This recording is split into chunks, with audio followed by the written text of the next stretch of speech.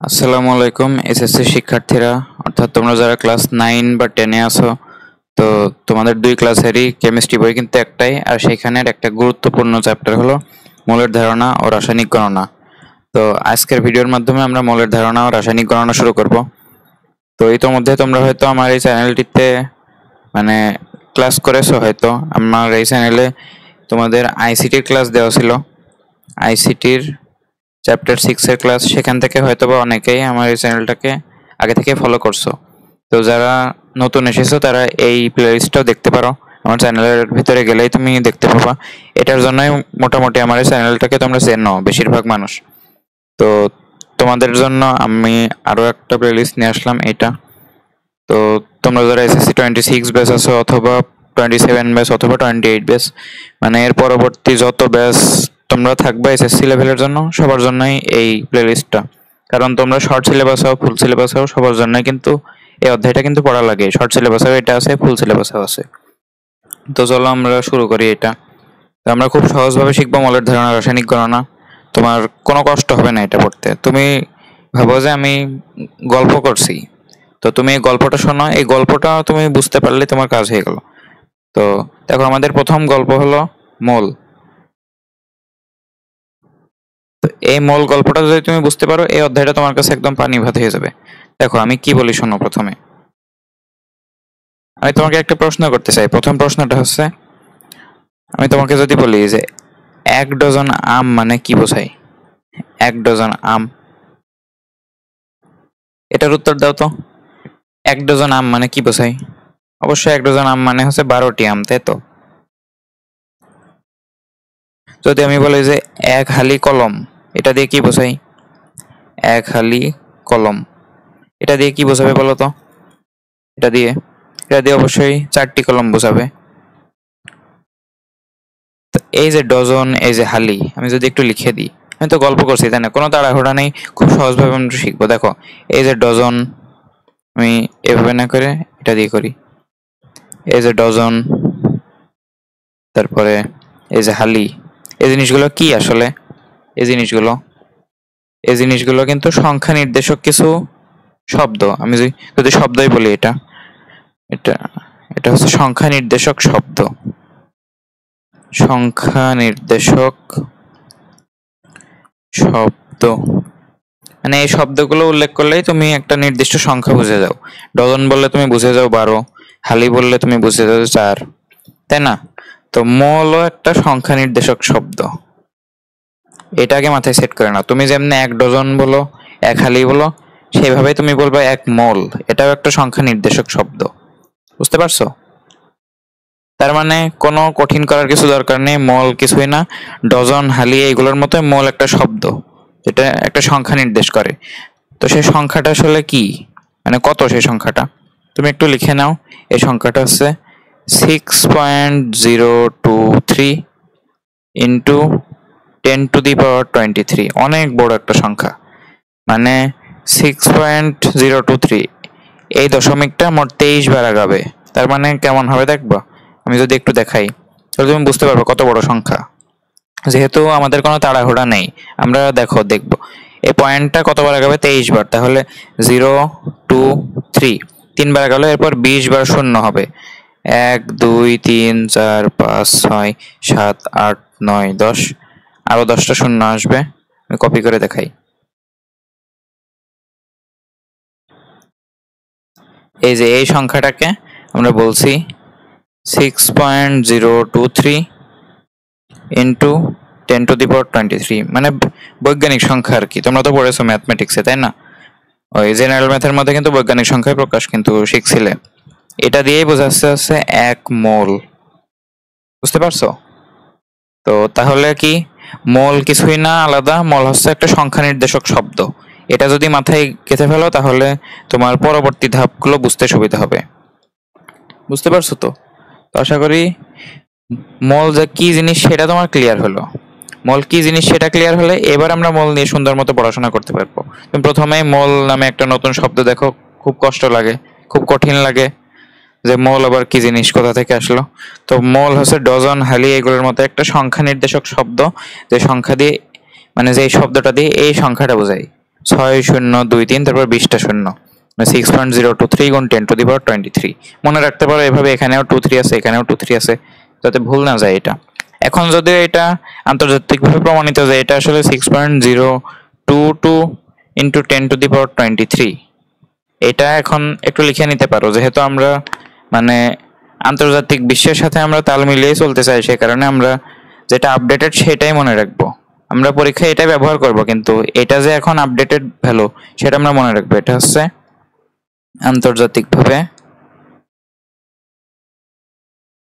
আন্তর্জাতিকভাবে আপডেটেড, বুঝতে পারছো? তো এটা মনে রাখতে পারো, কিন্তু আমরা ব্যবহার করবো এটাই, যেহেতু বইতে আছে। তো তাহলে মোল বোঝা গেল। এবার আমরা মোল নিয়ে বিভিন্ন কাজকাম করব। যেমন তোমাকে যদি এখন বলি যে 1 মোল পরমাণু, বা একটা পরমাণু ধরে বলে দিই 1 মোল হাইড্রোজেন পরমাণু। 1 মোল হাইড্রোজেন পরমাণু দিয়ে তুমি কি বুঝবা আসলে বলো তো? 1 মোল হাইড্রোজেন পরমাণু, 1 ডজন যদি বলতাম তাহলে তুমি বুঝতে 12টা হাইড্রোজেন পরমাণু। 1 হালি বললে তুমি বুঝতে 4টা হাইড্রোজেন পরমাণু। তাহলে 1 মোল হাইড্রোজেন পরমাণু কি হবে? 6.023 ইন্টু 10⁻23 টি হাইড্রোজেন পরমাণু। যদি আমি বলি 1 মোল পানির অণু, H2O অণু, তাহলে তুমি কি বুঝবা বলতো? 1 হালি যদি বলতাম তাহলে তুমি বুঝতে 4টে পানির অণু। 1 ডজন বললে 12টি পানির অণু। তাহলে 1 মোল হাইড্রোজেন অণু কত হবে? 6.023 ইন্টু 10⁻23 টি H2O অণু। তোমরা আয়ন সম্পর্কে তো পড়েছো তাই না?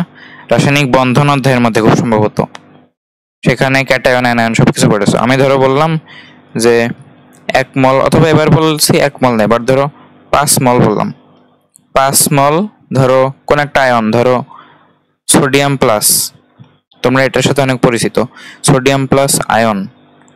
এটা মানে কি? 1 মোলে যদি হয় 6.023 গুণ 10⁻23টা, তাহলে 5 মোলে কত হবে বলো তো? 5 গুণ 6.023 গুণ 10⁻23টি হবে না? এতটি এই যে আয়ন, মানে যেই জিনিসই বলুক সেটার 1 মোল মানে হচ্ছে 6.023 গুণ 10⁻23। আর যদি বলে 5 মোল বা 10 মোল তাহলে সেটা দিয়ে গুণ করলেই তো হয়ে যায়, বুঝতে তো পারছো? তাহলে এতটি সোডিয়াম প্লাস আয়ন। আশা করি বোঝা গিয়েছে যে আমরা নর্মালি ওই মোল সংখ্যা দ্বারা একটা সংখ্যা নির্দেশ করি। এখন তুমি বুঝতে পারছো, যদি আমাকে 5 মোল বলে দেয় তাহলে 6.023 গুণ 10⁻23 সাথে 5 গুণ হয়ে যাচ্ছে। এবার আমরা একটা জিনিস দেখবো যে মোলের সাথে আমরা ভরের একটা তুলনা করব। মোলের সাথে কিসের তুলনা করব? মোলের সাথে আমরা একটা লিঙ্ক আপ করব। কার সাথে? ভরের সাথে। আমি শুধু ভর লিখি, মোলের সাথে আমি ভরের একটা লিঙ্ক আপ করবো। এখান থেকে তোমাদের ঝামেলা শুরু হয় যে ভরের আসলে লিঙ্ক আপটা কেমনে করলাম। দেখো এখানে একটা সুন্দর জিনিস ঘটে, তুমি বলো তো।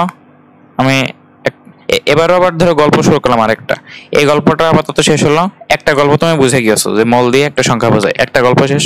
তুমি খুব ভালো মতো বুঝে গিয়েছো, কোনো প্যারা নেই, কিন্তু খুব ভালো মতো বুঝে গিয়েছো। এখানে এগুলো উত্তর দিতে পেরেছো মানে তুমি আমার প্রথম গল্পটা বুঝে গেছো। এবার দ্বিতীয় গল্পে আসো। এবার তোমাকে যদি প্রশ্ন করি যে H2O এর আণবিক ভর কত, তুমি বলো তো। এর আণবিক ভর বের করতে পারো তো নিশ্চয়ই, তাই না? তোমরা তো আগের অধ্যায়গুলোতে দেখে এসেছো আণবিক ভর কেমনে বের করে। প্রত্যেকটা পরমাণুর পারমাণবিক ভর আর ওই পরমাণুর সংখ্যাগুলো যোগ করে দিতে হয়। তাহলে হাইড্রোজেনের পারমাণবিক ভর কত? 1। হাইড্রোজেন আছে মোট 2টা, তাহলে 2 দিয়ে গুণ, যোগ। অক্সিজেন পারমাণবিক ভর কত? 16, আছে একটাই, তাই 1 দিয়ে গুণ করা না করে একই কথা। তাহলে মোট কত হলো? এটা হয়েছে কিন্তু 18, ঠিক আছে? কারণ আণবিক ভরের একক আছে গ্রাম পার মোল, এটা তুমি লিখতেও পারো, আপাতত আমি লিখছি না। তো আণবিক ভর তুমি কিন্তু বের করলে পানির আণবিক ভর হচ্ছে 18। আমি যদি বলি যে H2SO4 মানে সালফিউরিক অ্যাসিড, জানো তো এটা সালফিউরিক অ্যাসিড, অথবা এমনি একটা তোমাকে যৌগ দিলাম, তুমি না চিনলেও সমস্যা নেই। এই যৌগটার আণবিক ভর বের করো তো। আণবিক ভর এটা কত আসে? হাইড্রোজেনের আণবিক পারমাণবিক ভর হচ্ছে 1, হাইড্রোজেন আছে 2টা। দেখো সালফারের পারমাণবিক ভর কত বলো তো? সালফার পারমাণবিক ভর কিন্তু 32 যোগ অক্সিজেনের কত, অক্সিজেনের 16 কিন্তু আছে 4টা। তাহলে তুমি যদি সব মিলিয়ে যোগ করো 64, 96 আর 98 আসবে। তাহলে তুমি কিন্তু আণবিক ভর বের করতে পারো। এখন যদি তোমাকে বলি যে হাইড্রোজেনের পারমাণবিক ভর কত, পারমাণবিক ভর, হাইড্রোজেনের পারমাণবিক ভর কত তুমি জানো, এটা 1। আমি যদি বলি অক্সিজেনের পারমাণবিক ভর কত, অক্সিজেনের পারমাণবিক ভর কত বলো তো, অক্সিজেনের পারমাণবিক ভর 16। আমি যদি বলি যে ধরো কোনটা বললাম, ধরো হিলিয়াম, অথবা আমি ধরো বললাম সোডিয়াম, সোডিয়ামের পারমাণবিক ভর কত তুমি বলো তো, সোডিয়াম 23, তাই তো? তোমরা এগুলো জানো। এখন আমি একটা গল্প বলি, সেটা তুমি শোনো। দেখো আমি এবার যেটা বলবো সেটা বুঝলে তুমি এই গল্পটাও তুমি ভালো মতো বুঝে যাবে। এরপরে আমি যে প্রশ্নগুলো করবো সেগুলোরও উত্তর দিতে পারবা। দেখো 1 মল দিয়ে তুমি কি শিখেছো? 1 মল দিয়ে তুমি শিখেছো 1 মল মানে হচ্ছে 6.023 ইন্টু 10⁻23। এবার তোমাকে একটা গল্প বলবো, একদম মনে প্রাণে মেনে নিবা, কোনো যাচাই বাছাই হবে না, আমি যা বলবো তাই। দেখো এখানে পানির আণবিক ভর কত বলো তো, 18। আসলে কি পানির একটা অণুর ভর 18? তুমি একটু ভেবে দেখো তো, পানির একটা অণু কত ছোট, তাই না? পানির একটা অণু অনেক ছোট না? 18 আমরা কিসে হিসাব করি, গ্রামে হিসাব করি না? তো 18 গ্রাম পানি মানে কি একটা পানির অণু? তুমি বোঝনি মনে হয়। দেখো পানির কিন্তু অনেকগুলো অণু মিলে একসাথে যুক্ত থাকে, তাই না? অনেক অণু মিলে তারপরে আমাদের যে আমরা যে পানিটা দেখতে পাচ্ছি সেটা কিন্তু অনেকগুলো অণু দিয়ে তৈরি, অনেক অণু পরমাণু দিয়ে কিন্তু তৈরি। তো একটা অণুর ভর কি 18, নাকি অনেকগুলো অণু মিলে 18 তৈরি হয়েছে? তুমি একটু ভেবে বলো তো। অনেকগুলো অণু একসাথে যুক্ত হয়ে 18 গ্রাম হয়নি? 18 গ্রামে যদি একটা অণু হতো তাহলে তো তুমি অণু দেখতেই পারতে, তুমি তো চোখেই দেখতে পারতে। 18 গ্রাম তো আমরা চোখেই দেখতে পারি, তাই না? 18 গ্রাম তো কম না, 18 গ্রাম তো দেখাই যায়, মানে একটা পানির ফোঁটার থেকেও বেশি না 18 গ্রাম? তো 18 গ্রাম তো আমরা চোখে দেখতে পারি। তাহলে অবশ্যই এটা সঠিক যে অনেকগুলো পানির অণু, মানে কোটি কোটি পানির অণু একসাথে যুক্ত হয়ে এই 18 গ্রাম হয়েছে। মানে একটা অণুর ভর কিন্তু 18 গ্রাম না, বুঝতে পারছো? একটা অণুর ভর খুবই কম, বুঝতে পারছো? যদি আসল ভর বলি এটার, আমি একটু হিসাব করে বলি। পানির একটা অণুর ভর আমি তোমাকে একটু হিসাব করে বলছি, একটু ওয়েট করো। পানির একটা অণুর ভর কত শুনবা? পানির একটা অণুর ভর নিয়ারলি 3 × 10⁻⁻23। এটা তুমি ক্যালকুলেটরে করে দেখো এটা কত, এটা কত আসে দেখবো। এখানে আসে 0.22টা জিরো, 1 2 3 4 5 6 7 8 9 10 11 12 13 14 15 16 17 18 19 20 21 22 তারপর 3। দেখো এটা হচ্ছে পানির একটা অণুর ভর, একটা অণুর ভর, এটা হচ্ছে পানির একটা অণুর ভর, বুঝলে? পানির একটা অণুর ভর এত ছোট, তাহলে কোটি কোটি, মানে আমি বলে শেষ করতে পারবো না, মানে একদম কোটি কোটি পানির অণু মিলে 18 গ্রাম হয়েছে। একটা অণুর ভর যদি এত ছোট হয় তাহলে অনেকগুলো, মানে একদম কোটি কোটি, মানে অসংখ্য পানির অণু একসাথে মিলে তারপর হয়েছে 18 গ্রাম। তো কয়টা পানির অণু মিলে 18 গ্রাম হয়েছে তুমি জানো? একটু গেস করো তো, কয়টা পানির অণু মিলে 18 গ্রাম হয়েছে? একটা পানির অণু তো খুবই কম, মানে এত কম যে বলে বোঝানোর মতো না। তাহলে অনেকগুলো, মানে একদম অসংখ্য পানির অণু মিলে 18 গ্রাম হয়েছে। তো কয়টা পানির অণু একসাথে যুক্ত হয়ে 18 গ্রাম হয়েছে তুমি ভাবো তো। বুঝতে পারছো? এটা আসলে 1 মল পানি একসাথে যুক্ত হয়ে, 1 মল পানি যদি তুমি একসাথে নাও তখন তার ভর হয় 18 গ্রাম। একটা পানির ভর কিন্তু 18 গ্রাম না, একটা পানির ভর এইটা, খুবই ছোট একটা। বুঝতে পারছো? তুমি যদি 1 মল পানি নাও তখন তুমি দেখবে তোমার ভর হয়েছে, মানে সব মিলিয়ে ভর 1 মল পানির ভর মানে যে 6.023 × 10⁻23টা পানি যদি তুমি একসাথে করো তখন ভর হবে 18 গ্রাম। এই গল্পটা তুমি বুঝতে পারছো কিনা বলো? তার মানে 18 গ্রাম পানি, 18 গ্রাম পানি H2O। 18 গ্রাম পানির মধ্যে আমার কয়টা পানি আছে বলো তো? 18 গ্রাম পানির মধ্যে আমার 1 মল পানি আছে। 1 মল পানি, 1 মল পানি মানে কয়টা পানি বলো তো? 6.023 × 10⁻23টি পানি। পানি না লিখে আমি H2O লিখছি, পানি না লিখে আমি H2O লিখছি। দেখো তুমি কি বুঝলে তাহলে বলো? আমরা যে এই আণবিক ভর হিসাব করি সেই আণবিক ভর কিন্তু একটা অণুর জন্য না। তুমি যদি সালফিউরিক অ্যাসিডের কথা চিন্তা করো, সালফিউরিক অ্যাসিডের আণবিক ভর কত? 98 গ্রাম না? 98 গ্রাম। এটা কি বোঝায় জানো? এটা বোঝায় যে 1 মোল সালফিউরিক অ্যাসিড যদি তুমি একসাথে করো তখন তাদের মোট ভর হবে 98 গ্রাম। একটা সালফিউরিক অ্যাসিডের ভর কিন্তু 98 গ্রাম না। আমি যদি এটাও হিসাব করে তোমাকে বলি, একটু ওয়েট করো, আমি এটাও হিসাব করে বলছি। এটা হবে হচ্ছে, তুমি যদি একটা সালফিউরিক অ্যাসিডের কথা চিন্তা করো তাহলে এটা হবে 1.627 ইন্টু 10⁻²2। মানে এবারও 0 পয়েন্ট দিয়ে 21টা শূন্য, তারপরে 1627, মানে 0.0000 এইভাবে 21টা শূন্য, তারপরে এই সংখ্যা, মানে তারপরে 1627। তুমি খাতায় লিখে দেখো, খুবই ছোট, এটার মধ্যে খুবই ছোট। তার মানে একটা H2SO4 অণু খুবই অল্প ভরের। তাহলে তুমি অনেকগুলো অসংখ্য H2SO4 একসাথে মিলিয়ে তখন 98 গ্রাম পাবা। তুমি যে 98 গ্রাম হিসাব করো সেটা কিন্তু একটা H2SO4 এর না, অনেকগুলো H2SO4 একসাথে হয়ে তখন 98 গ্রাম হয়। তো কয়টা H2SO4 একসাথে হওয়া লাগে 98 গ্রাম বানাতে? এই যে 1 মোল। তুমি যদি 1 মোল H2SO4 একসাথে নাও, মানে 6.023 গুণ 10⁻23, মানে এই সংখ্যক H2SO4 যদি তুমি একসাথে করো তখন তোমার ভর হবে 98 গ্রাম। তাহলে আমরা এটাও লিখতে পারি অবশ্যই যে 98 গ্রাম H2SO4 ইকুয়ালস টু, আমরা কি লিখতে পারি, 98 গ্রামের মধ্যে একটা H2SO4 আছে নাকি 1 মোল আছে? তুমি বলো। 98 গ্রাম H2SO4 এর মধ্যে কিন্তু একটা নেই, আছে কিন্তু এতটা, 6.023 গুণ 10⁻23t। বুঝতে পারছো? গুণ 10⁻23t H2O, এটা মানে হচ্ছে 1 মোল H2O। তার মানে তুমি কি বুঝলে বলো তো? আমরা আসলে যেই আণবিক ভরগুলো হিসাব করি সেটা কিন্তু আসলে একটা অণুর ভর হিসাব করি না, আমরা হিসাব করি 1 মোল অণুর, অথবা 6.023 গুণ 10⁻23t অণুর। বুঝতে পারছো?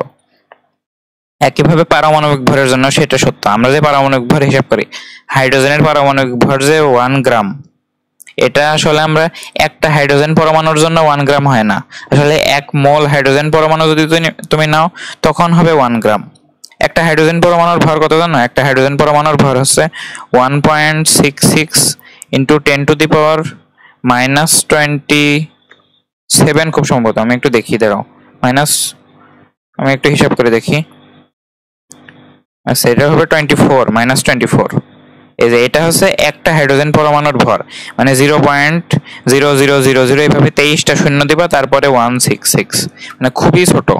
তুমি যদি 1 মোল পরিমাণ হাইড্রোজেন পরমাণু নাও, মানে এই যে এতটা 6.023 গুণ 10⁻23 সংখ্যক হাইড্রোজেন পরমাণু নাও, তখন তুমি ভরটা পাবা 1 গ্রাম, মানে তাদের সবার ভর মিলিয়ে হবে 1 গ্রাম একসাথে যোগ করে। একটার ভর খুবই ছোট, তুমি 1 মোল নিলে তখন তুমি পাবা 1 গ্রাম।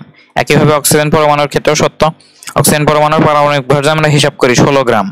এটা কিন্তু একটা অক্সিজেন পরমাণুর না, এটা তুমি যখন 1 মোল পরিমাণ নিবা তখন হবে 16 গ্রাম। সোডিয়ামের ক্ষেত্রেও তাই, একটা সোডিয়ামের ভর কিন্তু 23 গ্রাম হবে না। 1 মোল সোডিয়াম যদি তুমি নাও তখন তাদের মোট ভর হবে 23 গ্রাম। বুঝতে পারছো? সেই কারণে এদের ভর, মানে আণবিক ভরের একক হয় গ্রাম পার মোল, মানে প্রতি মোলের ভর হচ্ছে 98 গ্রাম, মানে 1 মোল তুমি যদি নাও তখন হয় 98 গ্রাম। তো এটা আপাতত লাগছে না, তোমার গ্রামগুলো কেটে দাও। আমরা আপাতত একক বাদে শিখি, পরে আমরা একক শিখবো, সমস্যা নেই। তো আপাতত তো বুঝতে পারছো যে আমরা হিসাব করি আসলে গ্রামেই, আর সেই গ্রামটার কিন্তু একটা পরমাণু বা একটা অণুর জন্য কিন্তু না। তুমি যখন 1 মোল পরিমাণ নিবা তখন তুমি এই ভরগুলো পাবা। আশা করি তুমি বুঝতে পারছো। তাহলে আমরা একটা সিদ্ধান্তে আসতে পারি যে অণুর ক্ষেত্রে আণবিক ভর আর পরমাণুর ক্ষেত্রে আমরা পারমাণবিক ভর নিয়ে কাজ করি।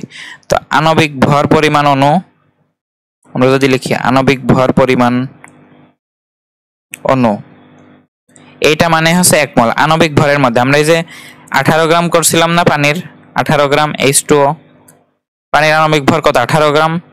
সে 18 গ্রাম মানে কিন্তু 1 মোল পানি, একটা পানি কিন্তু না। বুঝতে পারছো? আমরা যা হিসাব করি 1 মোলের জন্য, মানে কোন একটা অণুর আণবিক ভর পরিমাণ যদি তুমি নাও তার মানে তুমি 1 মোল পরিমাণ নিয়েছো, মানে 1 মোল অণু।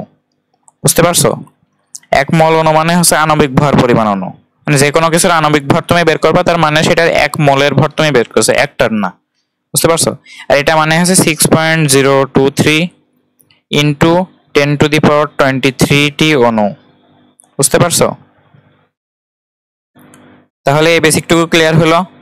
আমি যদি তোমাকে বলি, ধরো ম্যাগনেসিয়াম বলি যে 24 গ্রাম ম্যাগনেসিয়াম, 24 গ্রাম ম্যাগনেসিয়াম মানে কি বলতো? ম্যাগনেসিয়ামের পারমাণবিক ভর কত হিসাব করো তো। এটা তো অণুর কথা বললাম, আণবিক ভর। আমি পরমাণুর কথাটা একটু বলে দিই। এটা একটু সরাই, পরমাণুর কথাটাও বলে দিই। এটা যেমন একটা, পরমাণুর ক্ষেত্রেও তো আরেকটা, তাই না? এই যে পরমাণু, পরমাণুর ক্ষেত্রে আমরা কি হিসাব করবো? পারমাণবিক ভর। পরমাণুর ক্ষেত্রে তো আমরা হিসাব করি পারমাণবিক ভর, মানে 1 মোল পরমাণু মানে কি হবে, মানে ওই পরমাণুর যদি তুমি পারমাণবিক ভর হিসাব করো তার মধ্যে 1 মোল পরিমাণ আছে, মানে 1 মোল পরমাণু হচ্ছে পারমাণবিক ভর, পারমাণবিক সরি পারমাণবিক ভর পরিমাণ পরমাণু, পরমাণু মানে হচ্ছে 6.023 × 10⁻23 টি পরমাণু। তার মানে একটা পরমাণুর যদি তুমি পারমাণবিক ভর হিসাব করো তার মধ্যে আসলে 1 মোল ওই পরমাণু আছে, 1 মোল আছে। তার মানে এই কয়টা আছে? একটা না, কিন্তু এতগুলো সব মিলিয়ে তখন পারমাণবিক ভরের সমান ভর তুমি পাও। তো তোমাকে যদি বলি যে 24 গ্রাম ম্যাগনেসিয়ামের মধ্যে কয়টা ম্যাগনেসিয়াম পরমাণু আছে আসলে, তো ম্যাগনেসিয়াম আসলে একটা পরমাণু, তাই না? তুমি তার পারমাণবিক ভর হিসাব করো, ম্যাগনেসিয়ামের পারমাণবিক ভরই কিন্তু 24। তাহলে পারমাণবিক ভর পরিমাণ ম্যাগনেসিয়ামের মধ্যে কয়টা ম্যাগনেসিয়াম আছে তুমি বলো? পারমাণবিক ভরের মধ্যে কিন্তু 1 মোল থাকে, তুমি জানো পারমাণবিক ভরের মধ্যে 1 মোল থাকে। তার মানে কয়টা আছে? 6.023 × 10⁻23 টি পরমাণু। আশা করি বোঝা গিয়েছে, বুঝতে পারছো? তো এগুলো আমি একটু বক্স করে দিই। এগুলোর কিন্তু স্লাইড পেয়ে যাবা, হ্যাঁ। তুমি ক্লাস করার পর আরেকবার স্লাইডটাও দেখে নিবা, মানে পিডিএফ আকারে স্লাইডগুলো পেয়ে যাবা। এগুলো যদি আরেকবার দেখে নাও তাহলে আরেকবার ঝালাই হয়ে গেল ব্রেনটা। তো এটা আমি কালার, নর্মাল কালার করে দিই। আচ্ছা, তো এইগুলো তোমরা একটু রিভিশন করবে, ক্লাস করার পরই আরেকবার দেখে নেবে, ভালো হবে। কারণ আমি তো তোমাদের মানে এরকম ধারণা তো তুমি আর আগে কখনো নেওনি, তাই না? যদি একদম নতুন শুরু করে থাকো আমার সাথে, তাহলে এই তোমার প্রথম, সে কারণে এগুলো একটু ভালো করে মনোযোগ দিতে হবে। জিনিসগুলো কিন্তু সহজ। দেখো তাহলে এবার যে 2 নম্বর গল্পটা তোমাকে বললাম, এই গল্পের আমার মূল সারমর্মটা কি?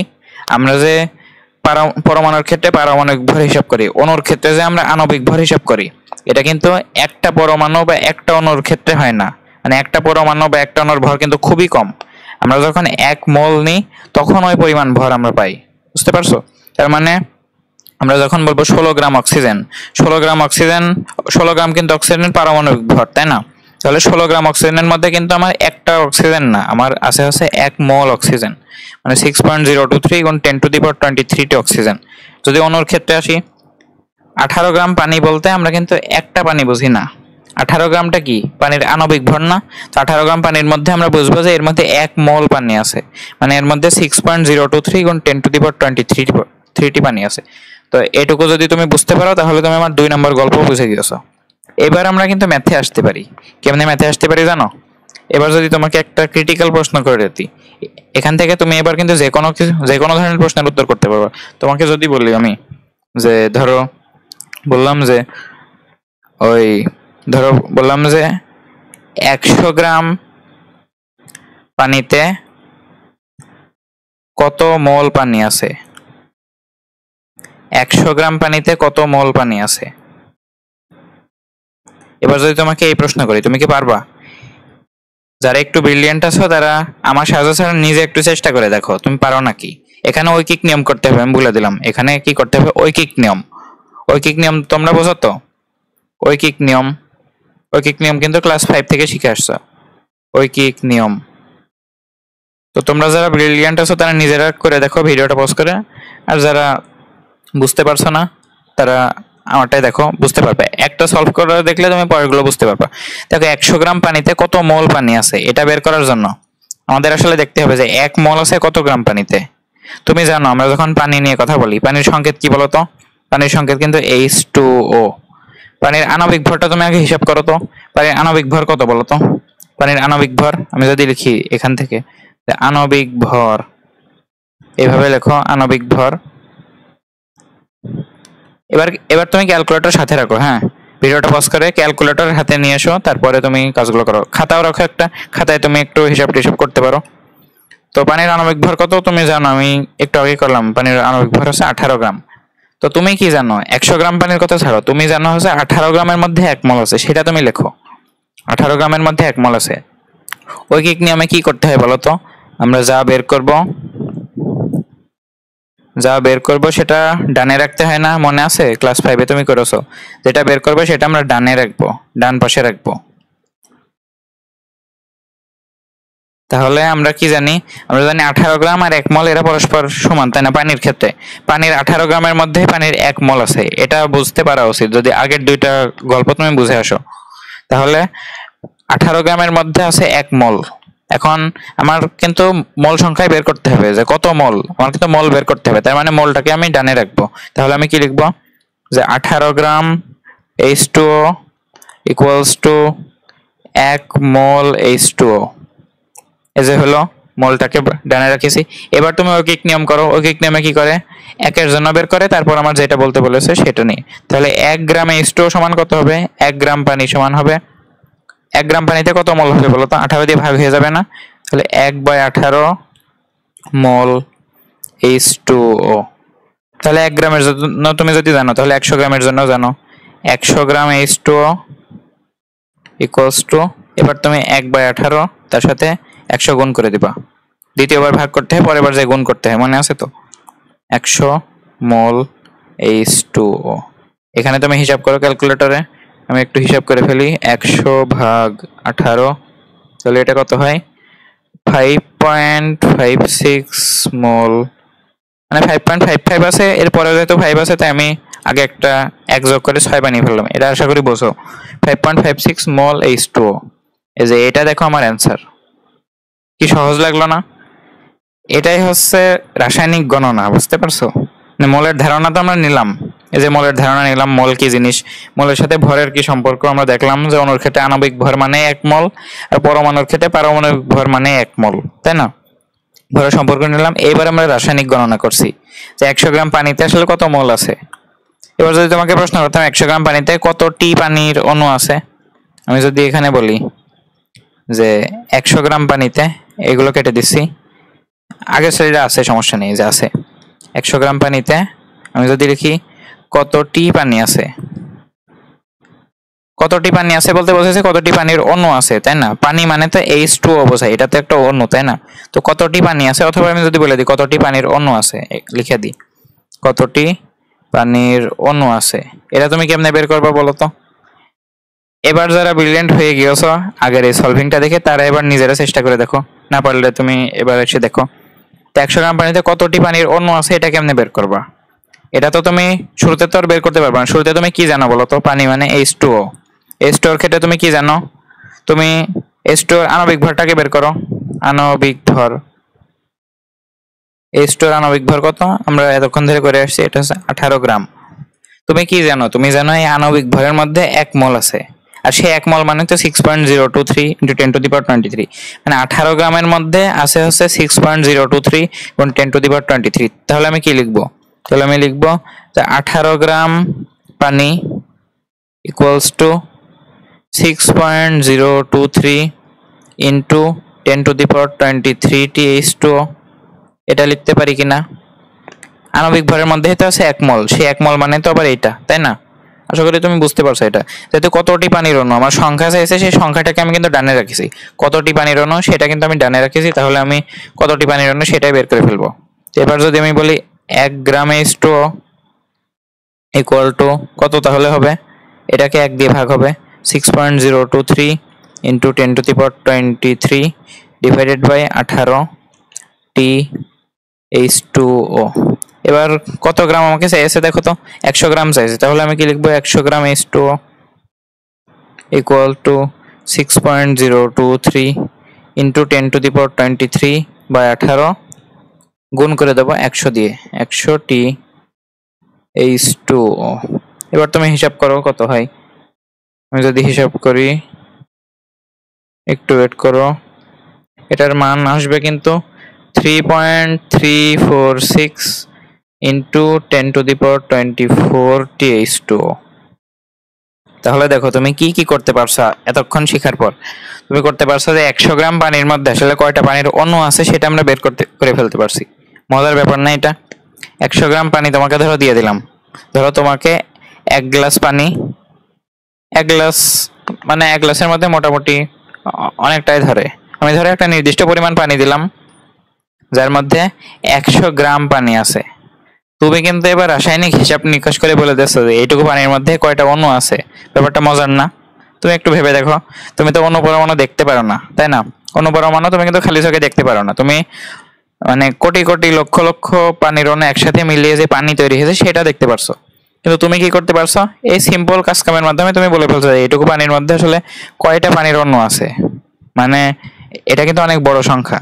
3 এই দশমিকটা 3 ঘর আগাবে, মানে 3346, তারপরে আরো 21টা শূন্য, অনেক বড় সংখ্যা। তোমরা চিন্তাও করতে পারছো না কত বড় সংখ্যা। কোন একটা ভিডিও চেষ্টা করবো যে এই সংখ্যাটা আসলে কত বড় সেটা একটু ফিল করানোর। তো সামনে সেরকম ভিডিও আসবে, সেজন্য আমার চ্যানেলটা সাবস্ক্রাইব করে রাখতে পারো আরো উপকৃত হওয়ার জন্য আর কি। তো আশা করি বুঝতে পারছো যে এই অঙ্কগুলো আমরা কেমনে করবো। খুবই সহজ অঙ্ক। চলো আমরা আরেকটা অঙ্ক করি খুবই দ্রুত। তো ধরো আমি তোমাকে বললাম যে 5 মোল সোডিয়াম সমান কত গ্রাম সোডিয়াম, বা আমি যদি তোমাকে একটু কঠিন করে দিই, কত কেজি সোডিয়াম। হ্যাঁ, 5 মোল সোডিয়ামের মধ্যে কত কেজি সোডিয়াম আছে এটা যদি তোমাকে বের করতে বলি তাহলে পারবা না। যারা ব্রিলিয়ান্ট আছো আবার নিজে করে দেখো। আমি যদি এটা সমাধান করতে চাই তাহলে তুমি প্রথমে তো সোডিয়াম মানে Na। এখন সোডিয়ামের ক্ষেত্রে তুমি কি হিসাব করবে বলো তো? এটা তো একটা পরমাণু, তাহলে তুমি হিসাব করবা পারমাণবিক ভর, তাই না? এর তো আর আণবিক ভর হবে না। পারমাণবিক ভর হিসাব করো। পারমাণবিক ভর, এটার মান কত আসবে তুমি বলো? এটার মান আসবে 23 গ্রাম। তো পারমাণবিক ভর তুমি জানো 23 গ্রাম। তো তুমি কি জানো? তুমি জানো, দেখো এখানে কিন্তু মোল সংখ্যা মানে মোল আর ভর এটা নিয়ে হিসাব করতে বলছে, মানে ভরের সাথে তোমার মোলের একটা কানেকশন করতে হবে। তো তুমি জানো যে তুমি যে পারমাণবিক ভর হিসাব করলে তার মধ্যে আসলে 1 মোল আছে, তাই না? তো 23 গ্রাম সমান 1 মোল, নাকি 1 মোল সমান 23 গ্রাম, কোনটা লিখবা? 23 গ্রাম Na ইকুয়ালস টু, মানে 23 গ্রাম সোডিয়াম সমান 1 মোল সোডিয়াম, এটা তুমি লিখবা? নাকি 1 মোল sodium equal to 23 gram sodium, কোনটা লিখবা তুমি বলো তো?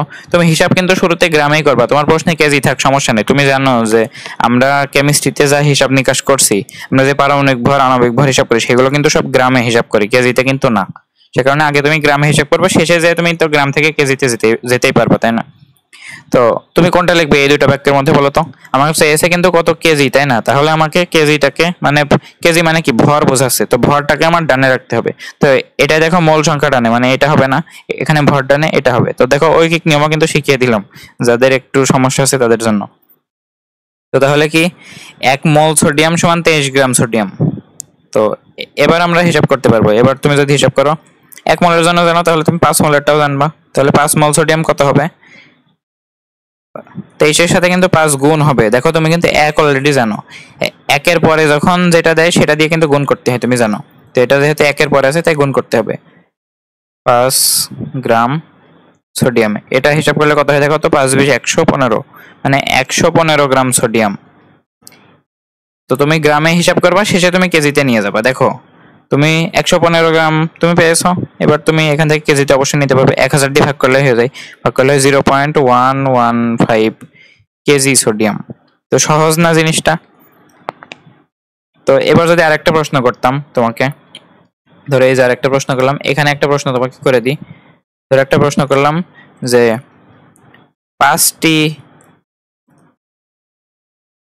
5টি হাইড্রোজেন পরমাণুর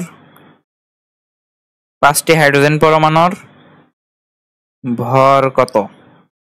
এটা ধরো তোমার কাছে জিজ্ঞেস করলাম 5টি হাইড্রোজেন পরমাণুর ভর কত। 5টি হাইড্রোজেন পরমাণুর ভর কত এটা তুমি হিসাব করবা। কেমনে করবা বলো তো? যারা ব্রিলিয়েন্ট আছো তারা আগে করে নাও, আবার বলছি। মানে যাদের মনে হচ্ছে তুমি নিজে পারবা তারপরেও তুমি করছো না, সেটা কিন্তু ভালো ব্যাপার না। তুমি আর যদি মনে হয় যে তুমি পারবা তাহলে তুমি একবার নিশ্চয়ই চেষ্টা করে দেখো। তুমি যদি নিজে একবার পারো তুমি আর জীবনেও ভুল করবা না। যদি তুমি পারার পরেও তুমি নিজে না চেষ্টা করে আমার ভিডিও দেখো তাহলে কিন্তু পরে ভুল করার সম্ভাবনা আছে। এগুলো কিন্তু ভুল হয় অনেক। তো এখানে কি বলেছে? 5টি হাইড্রোজেন পরমাণু ভর কত, তার মানে সংখ্যার সাথে, মানে কয়টা হাইড্রোজেন সেটার সাথে আসলে হাইড্রোজেনের ভরের তুলনা করতে বলেছে। তাহলে তুমি হাইড্রোজেনের ক্ষেত্রে কি জানো? পারমাণবিক ভর জানো। পারমাণবিক ভর কত বলো তো? পারমাণবিক ভর হাইড্রোজেনের কিন্তু পারমাণবিক ভর হচ্ছে 1 গ্রাম, তাই তো? এখন পারমাণবিক ভর বলেছে 1 গ্রাম। এখন তোমাকে কার সাথে কার লিঙ্ক করতে হবে? কয়টি হাইড্রোজেন পরমাণু তার সাথে ভরের, তাহলে তুমি ভর জানো, এই ভরের মধ্যে আসলে কয়টা হাইড্রোজেন পরমাণু আছে সেটা তোমাকে বের করতে হবে। তাহলে তুমি কি লিখবা, 1 গ্রামের মধ্যে কয়টা হাইড্রোজেন পরমাণু আছে বলো তো? আমরা জানি পারমাণবিক ভরের মধ্যে থাকে 1 মোল, আর সে 1 মোল মানে হচ্ছে 6.023 × 10⁻23, মানে 1 গ্রামের মধ্যে 6.023 × 10⁻23 টি আছে। তো কোনটা তুমি ডানে রাখবা? ভরটাকে ডানে রাখবা না? তাহলে তুমি কি লিখবা, 6.023 × 10⁻23 টি H equals to 1 gram H। এটা যদি তুমি বুঝতে পারো তাহলে তোমার ম্যাথ শেষ। অতএব এবার একটার জন্য বের করবা যে একটা H সমান কত হবে বলো তো, 1/6.023 × 10⁻23 গ্রাম H। অতএব এবার তুমি 5টার জন্য বের করতে পারবা যে 5টি H ইকুয়ালস টু, এটার সাথে 5 গুণ হবে মানে 5 যাবে উপরে, আর এখানে হবে 6.023 × 10⁻23 গ্রাম H। এটা হিসাব করে যা হবে তাই, আমি আর হিসাব করলাম না। তো আশা করি তুমি গ্রামে উত্তর পেয়ে গেছো। এখন ভর কত বলেছে, এখানে তো আর কোনো একক বলে দিনি, তুমি ওই এককে রাখো গ্রামে। তোমাকে যদি বলে কেজিতে বের করো, তুমি কেজিতে বের করবা, মানে যা বলবে তাই। আশা করি বোঝা গিয়েছে। এরকম যে কোনো অঙ্ক এবার তুমি পারবা। এখানে আমি আরেকটা অঙ্ক দেখিয়ে দেবো। দেখো এখানে একটা অঙ্ক বলছিলাম না যে 100 গ্রাম পানিতে কতটি পানির অণু আছে, এটা তো বলছিলাম। তো এবার যদি বলি যে এই অঙ্কটারই একটা মডিফাইড ভার্সন হতে পারে, যে এখান থেকে তুমি তো কতটি পানির অণু আছে সেটা তুমি বের করেছো, তাই না? এবার ধর আরেকটা প্রশ্ন হতে পারে, ধর আমি কয়েকটা প্রশ্ন তোমাকে দিই, এখানে কয়েকটা প্রশ্ন তোমাকে যুক্ত করি। যে 1 নম্বরে যুক্ত করি যে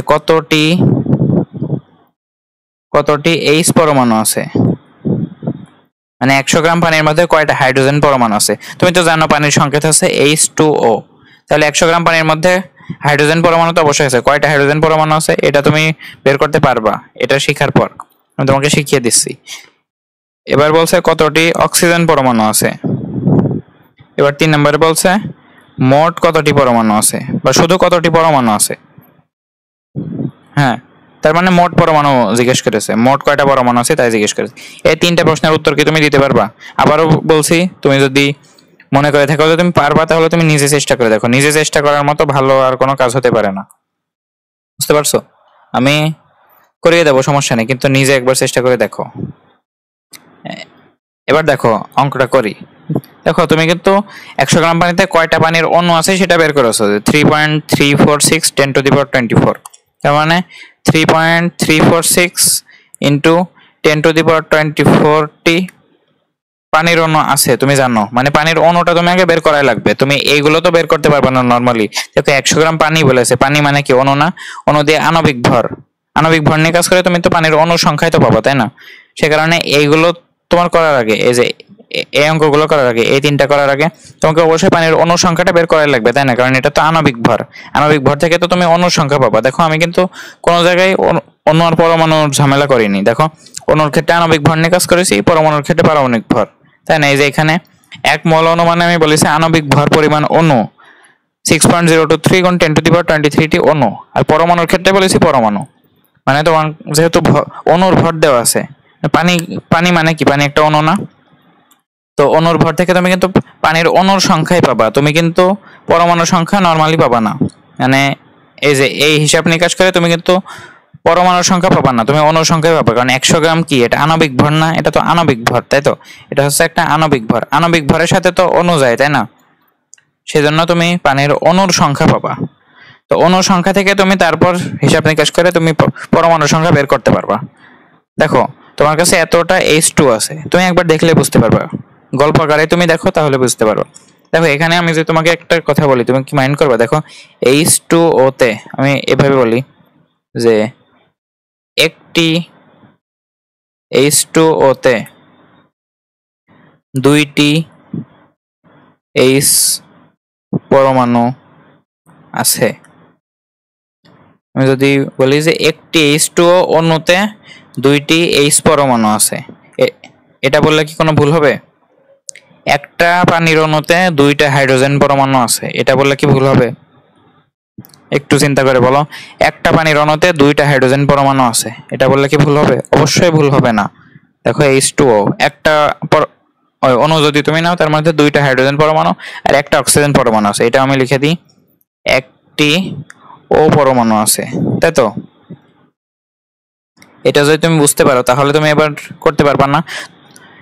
একটা পানির অণুতে যদি দুইটা হাইড্রোজেন পরমাণু থাকে তাহলে 3.346 10^24 পানির অণু তোমার কাছে আছে, এর মধ্যে কয়টা হাইড্রোজেন পরমাণু থাকবে? এটা ইন্টু 2, বুঝতে পারছো? একটার মধ্যে সরি একটার মধ্যে যদি তোমার দুইটা হাইড্রোজেন পরমাণু থাকে তাহলে এতটার মধ্যে কি হবে? এত গুণ দুইটা না? তাহলে অতএব তুমি কি লিখবা? 1 নাম্বার দিয়ে যদি তুমি লেখো,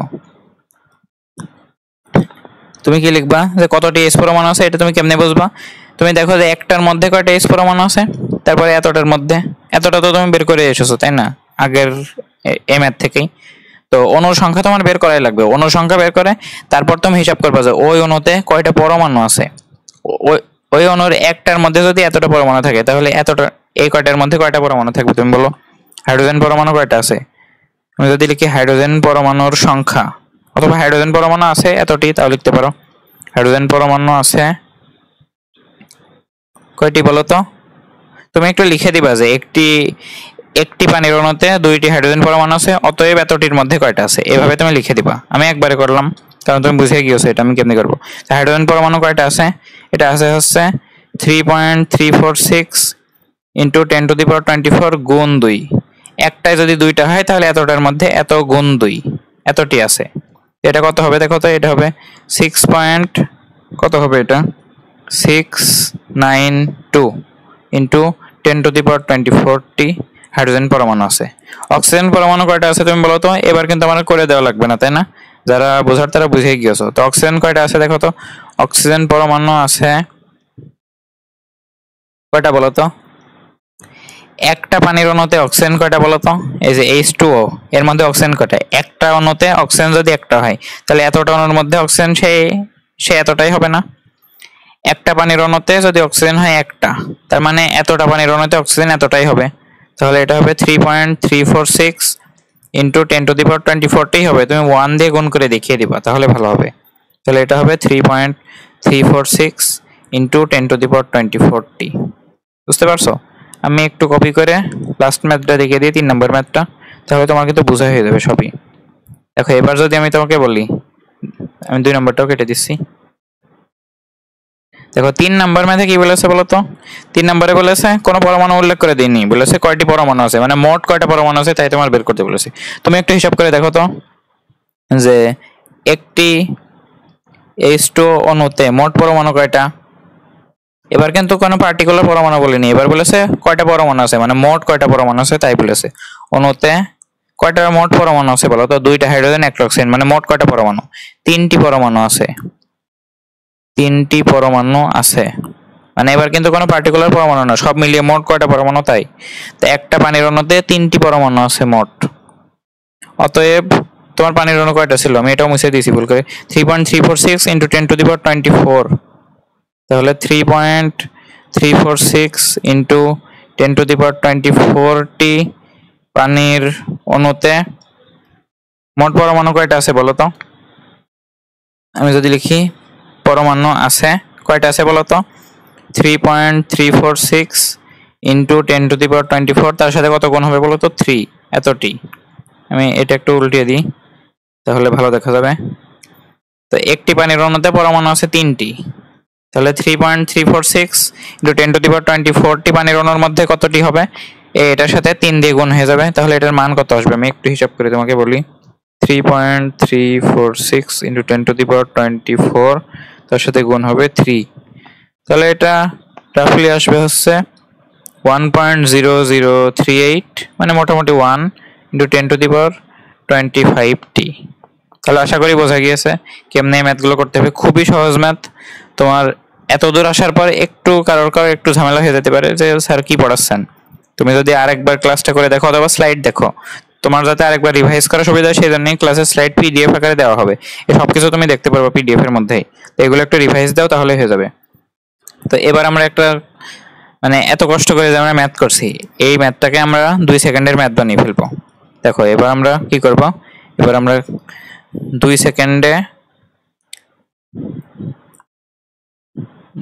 সেকেন্ডে হিসাব এখানে লিখে দিই, সূত্র দিয়ে 2 সেকেন্ডে হিসাব, সূত্র দিয়ে 2 সেকেন্ডে হিসাব, সূত্র দিয়ে কেমনে 2 সেকেন্ড হিসাব করব? এবার আমরা সূত্র তৈরি করব। ঠিক আছে, এবার আমরা সবাই বিজ্ঞানী, বুঝতে পারছো? আমরা যে ম্যাথ করলাম অনেক টাইম নিয়েছি, আমি জানি। আমি একটু দেখি তো কত টাইম নিয়েছি। আমি অনেক টাইমই নিয়েছি, দেখো 45টা মিনিট কিন্তু হয়ে গিয়েছে, বুঝতে পারছো? 45 মিনিট হয়ে গেছে, কিন্তু তোমরা শিখতে পেরেছো আমি নিশ্চিত। এটা তোমরা একটু কমেন্টে জানাতে পারো, এতক্ষণ পর 45 মিনিট তুমি যে পরিশ্রম করলে আমার সাথে, যে তুমিও লেগেছিল 45টা মিনিট, তুমি কি শিখতে পেরেছো কিনা যে কেমনে আমরা হিসাব করবো, ঐকিক নিয়মে কেমনে হিসাব করবো সেটা তুমি শিখতে পেরেছো কিনা? যত রকম টাইপ সম্ভব আমি সবই দেখাইছি, বুঝতে পারছো? তো তুমি এতক্ষণে শিখতে পেরেছো কিনা কমেন্টে একটু জানিয়ে দাও। তারপরে এবার আমরা সূত্র আবিষ্কার করবো। এবার আমরা সবাই বিজ্ঞানী, বুঝতে পারছো? এবার আমরা সবাই বিজ্ঞানী, মানে আমরা নিজেকে মনে করি যে আমরা কিছুই করতে পারি না, কিন্তু দেখো তুমি আমার সাথে একটু গল্প করো, একটু গল্পটা শোনো, তাহলে দেখবে যে কত কিছু শিখে ফেলছো। দেখো এবার আমরা একটু বিজ্ঞানী হয়ে যাব। দেখো আমরা কি জানি, দেখো আমরা আবার সেই আগের তথ্যে ফিরে যাব। আমরা কি জানি বলো তো? যে আণবিক ভর পরিমাণ অণুর মধ্যে 1 মোল অণু আছে, তার মধ্যে 6.023 × 10⁻23টি পরমাণু আছে। যদি একটু তোমাকে ওইখানে আবার নিয়ে যাই, এই যে এটা আমি কপি করে নিয়ে আসি, আমার সূত্র তৈরি করার জন্য লাগবে। তুমি বইয়ের সূত্র দেখেছো কিনা জানি না, না দেখলেও তুমি সূত্র বুঝতে পারবা, বুঝতে পারছো? তুমি নিজেই এবার তৈরি করবা। তুমি তার মানে কি, তুমি এখন যে সূত্রগুলো ব্যবহার করবা তুমি নিজে তৈরি করে ব্যবহার করছো, বইটা তুমি মুখস্থ করোনি, কিন্তু নিজে তৈরি করছো। দেখো নিজে কেমনে তৈরি করবা। দেখো অণুর ক্ষেত্রে কি, অণুর ক্ষেত্রে আণবিক ভর পরিমাণ অণুর মধ্যে 1 মোল অণু আছে। আণবিক ভর পরিমাণ অণুর মধ্যে 1 মোল অণু আছে, তার মধ্যে এই যে 6.023 × 10⁻23টি অণু আছে। আচ্ছা তোমাকে একটা জিনিস বলে দিই, 6.023 × 10⁻23 এটাকে প্রকাশ করা হয় কি দিয়ে জানো? Na দিয়ে। Na মানে কি? Number of Avogadro. একটু লিখে নাও, নাম্বার, মানে আমি যে বারবার 6.023 × 10⁻23 বলছি, এটা একটু কষ্ট হয়ে যাচ্ছে না? একটু বলে দেখো 5-10 বার, কষ্ট হবে না। তার থেকে Na বলা বেশি ভালো। Na মানে কি? Number of Avogadro. অ্যাভোগাড্রো নামে এক লোক ছিল, সেই নাম্বারটা প্রতিষ্ঠা করেছিল, তাই এটা বাংলায় বললে অ্যাভোগাড্রোর সংখ্যা। অ্যাভোগাড্রোর সংখ্যা। তো অ্যাভোগাড্রো এই সংখ্যাটা আবিষ্কার করেছিল, সেই কারণে তার নাম অনুসারে এই সংখ্যাটার নাম হচ্ছে অ্যাভোগাড্রোর সংখ্যা, মানে অ্যাভোগাড্রো এই সংখ্যাটা প্রতিষ্ঠা করেছে, তাই। তো 6.023 × 10⁻23 না বলে আমরা কিন্তু সংক্ষেপে Na বলে দিতে পারি, বুঝতে পারছো? আর আরেকটা জিনিস মনে রাখো এখান থেকে, আচ্ছা সামনে গিয়ে দেখবো না, এখান থেকে একটা জিনিস মনে রাখো তুমি, এখানে বলি, এটা হচ্ছে আণবিক ভরকে আমরা একটা প্রতীক দিয়ে প্রকাশ করতে পারি। তুমি দেখো নি ফিজিক্সের মধ্যে আমরা যেমন বিভিন্ন জিনিসকে, যেমন আমরা ধরো ভরকে আমরা m দিয়ে প্রকাশ করেছি, আমরা সরণকে s দিয়ে প্রকাশ করেছি, বেগকে আমরা v দিয়ে প্রকাশ করেছি, মানে বিভিন্ন জিনিস দিয়ে আমরা প্রকাশ করি না এভাবে? তো আণবিক ভরকে আমরা একটা জিনিস দিয়ে প্রকাশ করি, আণবিক ভর, এটাকে আমরা বড় হাতের m দিয়ে প্রকাশ করি, বুঝতে পারছো? যে কোনো ভরকে আমরা w দিয়ে প্রকাশ করি, যে কোনো ভরকে আমরা কি দিয়ে প্রকাশ করি? w দিয়ে প্রকাশ করি। w মানে বোঝায় ওয়েট। ওয়েট মানে যদিও আসলে ভর না, কেমিস্ট্রিতে ভরই ধরে নাও। তো আণবিক ভরকে আমরা প্রকাশ করি বড় হাতের m দিয়ে।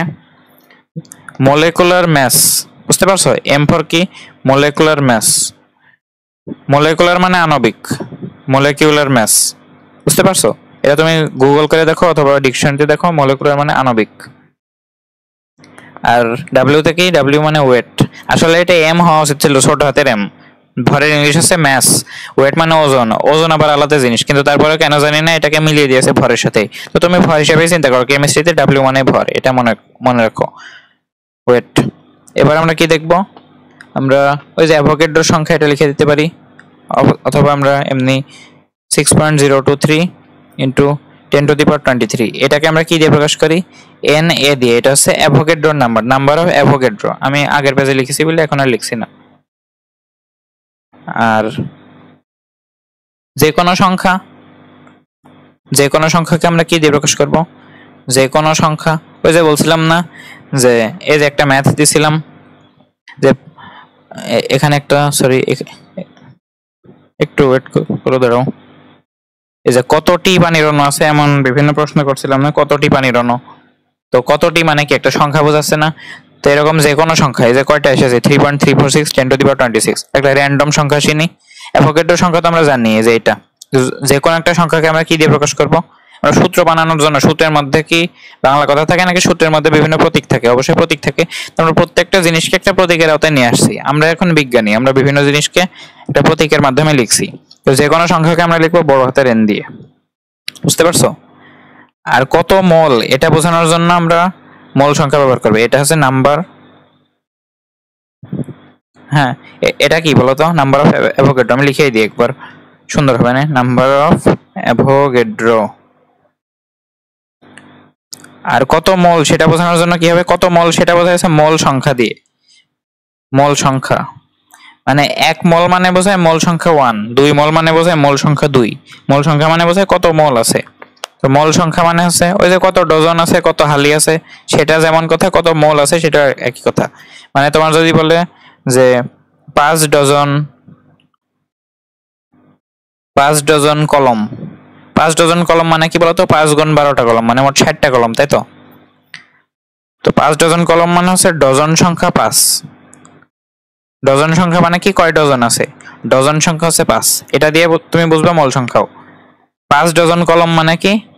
কলমের ডজন সংখ্যা হচ্ছে 5। 5 ডজন কলম মানে কি? কলমের ডজন সংখ্যা 5, মানে 5 ডজন আছে। তাহলে মোল সংখ্যা তোমার ধরো 10, তাহলে মোট কয় মোল আছে চিন্তা করে বলো তো। এটা একটু সরিয়ে দিই। তো মোল সংখ্যা মানে কি? কয় মোল আছে, শেষ কথা। তো মোল সংখ্যাকে আমরা ছোট হাতের এন দিয়ে প্রকাশ করি। এটাও যেহেতু একটা সংখ্যা, এটাও একটা সংখ্যা, এটাও একটা সংখ্যা, এটাও একটা সংখ্যা, তো মোল সংখ্যাকে আমরা ছোট হাতের এন দিয়ে প্রকাশ করি। এই এন দিয়েও মূলত নাম্বারই বোঝায়। লিখে দিন নাম্বার অফ মোল, তাহলে ভালো হবে। নাম্বার অফ মোল, ঠিক আছে? আর যে কোনো সংখ্যা মানে আসলে কয়টা অণু আছে, বা যদি পরমাণুর কথা চিন্তা করি কয়টা পরমাণু আছে, সেটা বের করার জন্য আমরা যে সংখ্যাটা ব্যবহার করবো সেটা হচ্ছে বড় হাতের এন, মানে সেটা পরমাণুর সংখ্যা বা অণুর সংখ্যা। আমি লিখে দিই, এটা হচ্ছে পরমাণু বা অণুর সংখ্যা, ঠিক আছে? আর এটা তো অ্যাভোগাড্রোর সংখ্যা, কিছু বলার নেই। পরমাণু বা অণুর সংখ্যা হলে আমরা বড় হাতের এন দেবো, আর কয় মোল আছে সেই সংখ্যাটা মানে মোল সংখ্যা দিতে হলে ছোট হাতের এন দেবো। তো এবার আমরা সূত্র তৈরি করব, ঠিক আছে?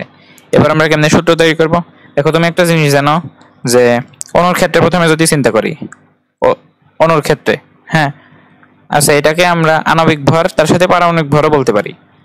আমরা পারমাণবিক ভরও বলতে পারি। পারমাণবিক ভর, পরমাণু হলে পারমাণবিক ভর হিসাব করবে এম দিয়ে, আর অণু হলে আণবিক ভর হিসাব করবে এন দিয়ে।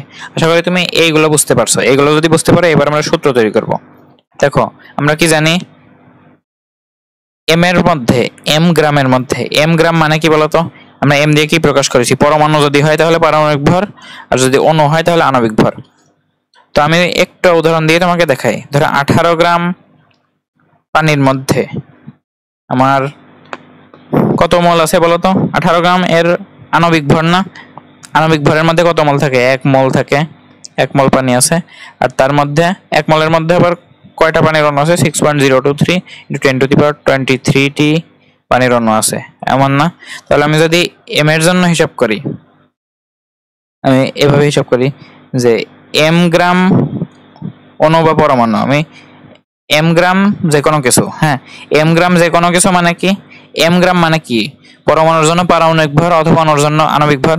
তো আণবিক ভরের মধ্যে কত মোল থাকে, বা পারমাণবিক ভরের মধ্যে কত মোল থাকে তুমি বলো তো? 1 মোল না? তাহলে এম গ্রামের মধ্যে আমার 1 মোল থাকে, আর এম গ্রামের মধ্যে 1 মোল থাকে মানে কি? এম গ্রামের মধ্যে আমার 6.023 × 10⁻23টি থাকে। 33 লিখে ফেলেছি, 23টি থাকে, হ্যাঁ। এবং 6.023 × 10⁻23 কে তো আমরা আবার লিখে আছে এন এ, তাই না? আমি সে কারণে যেহেতু সূত্র বানাবো তাই এন এ লিখে দিলাম, এই যে এটা। তার মানে এম গ্রাম মানে কি?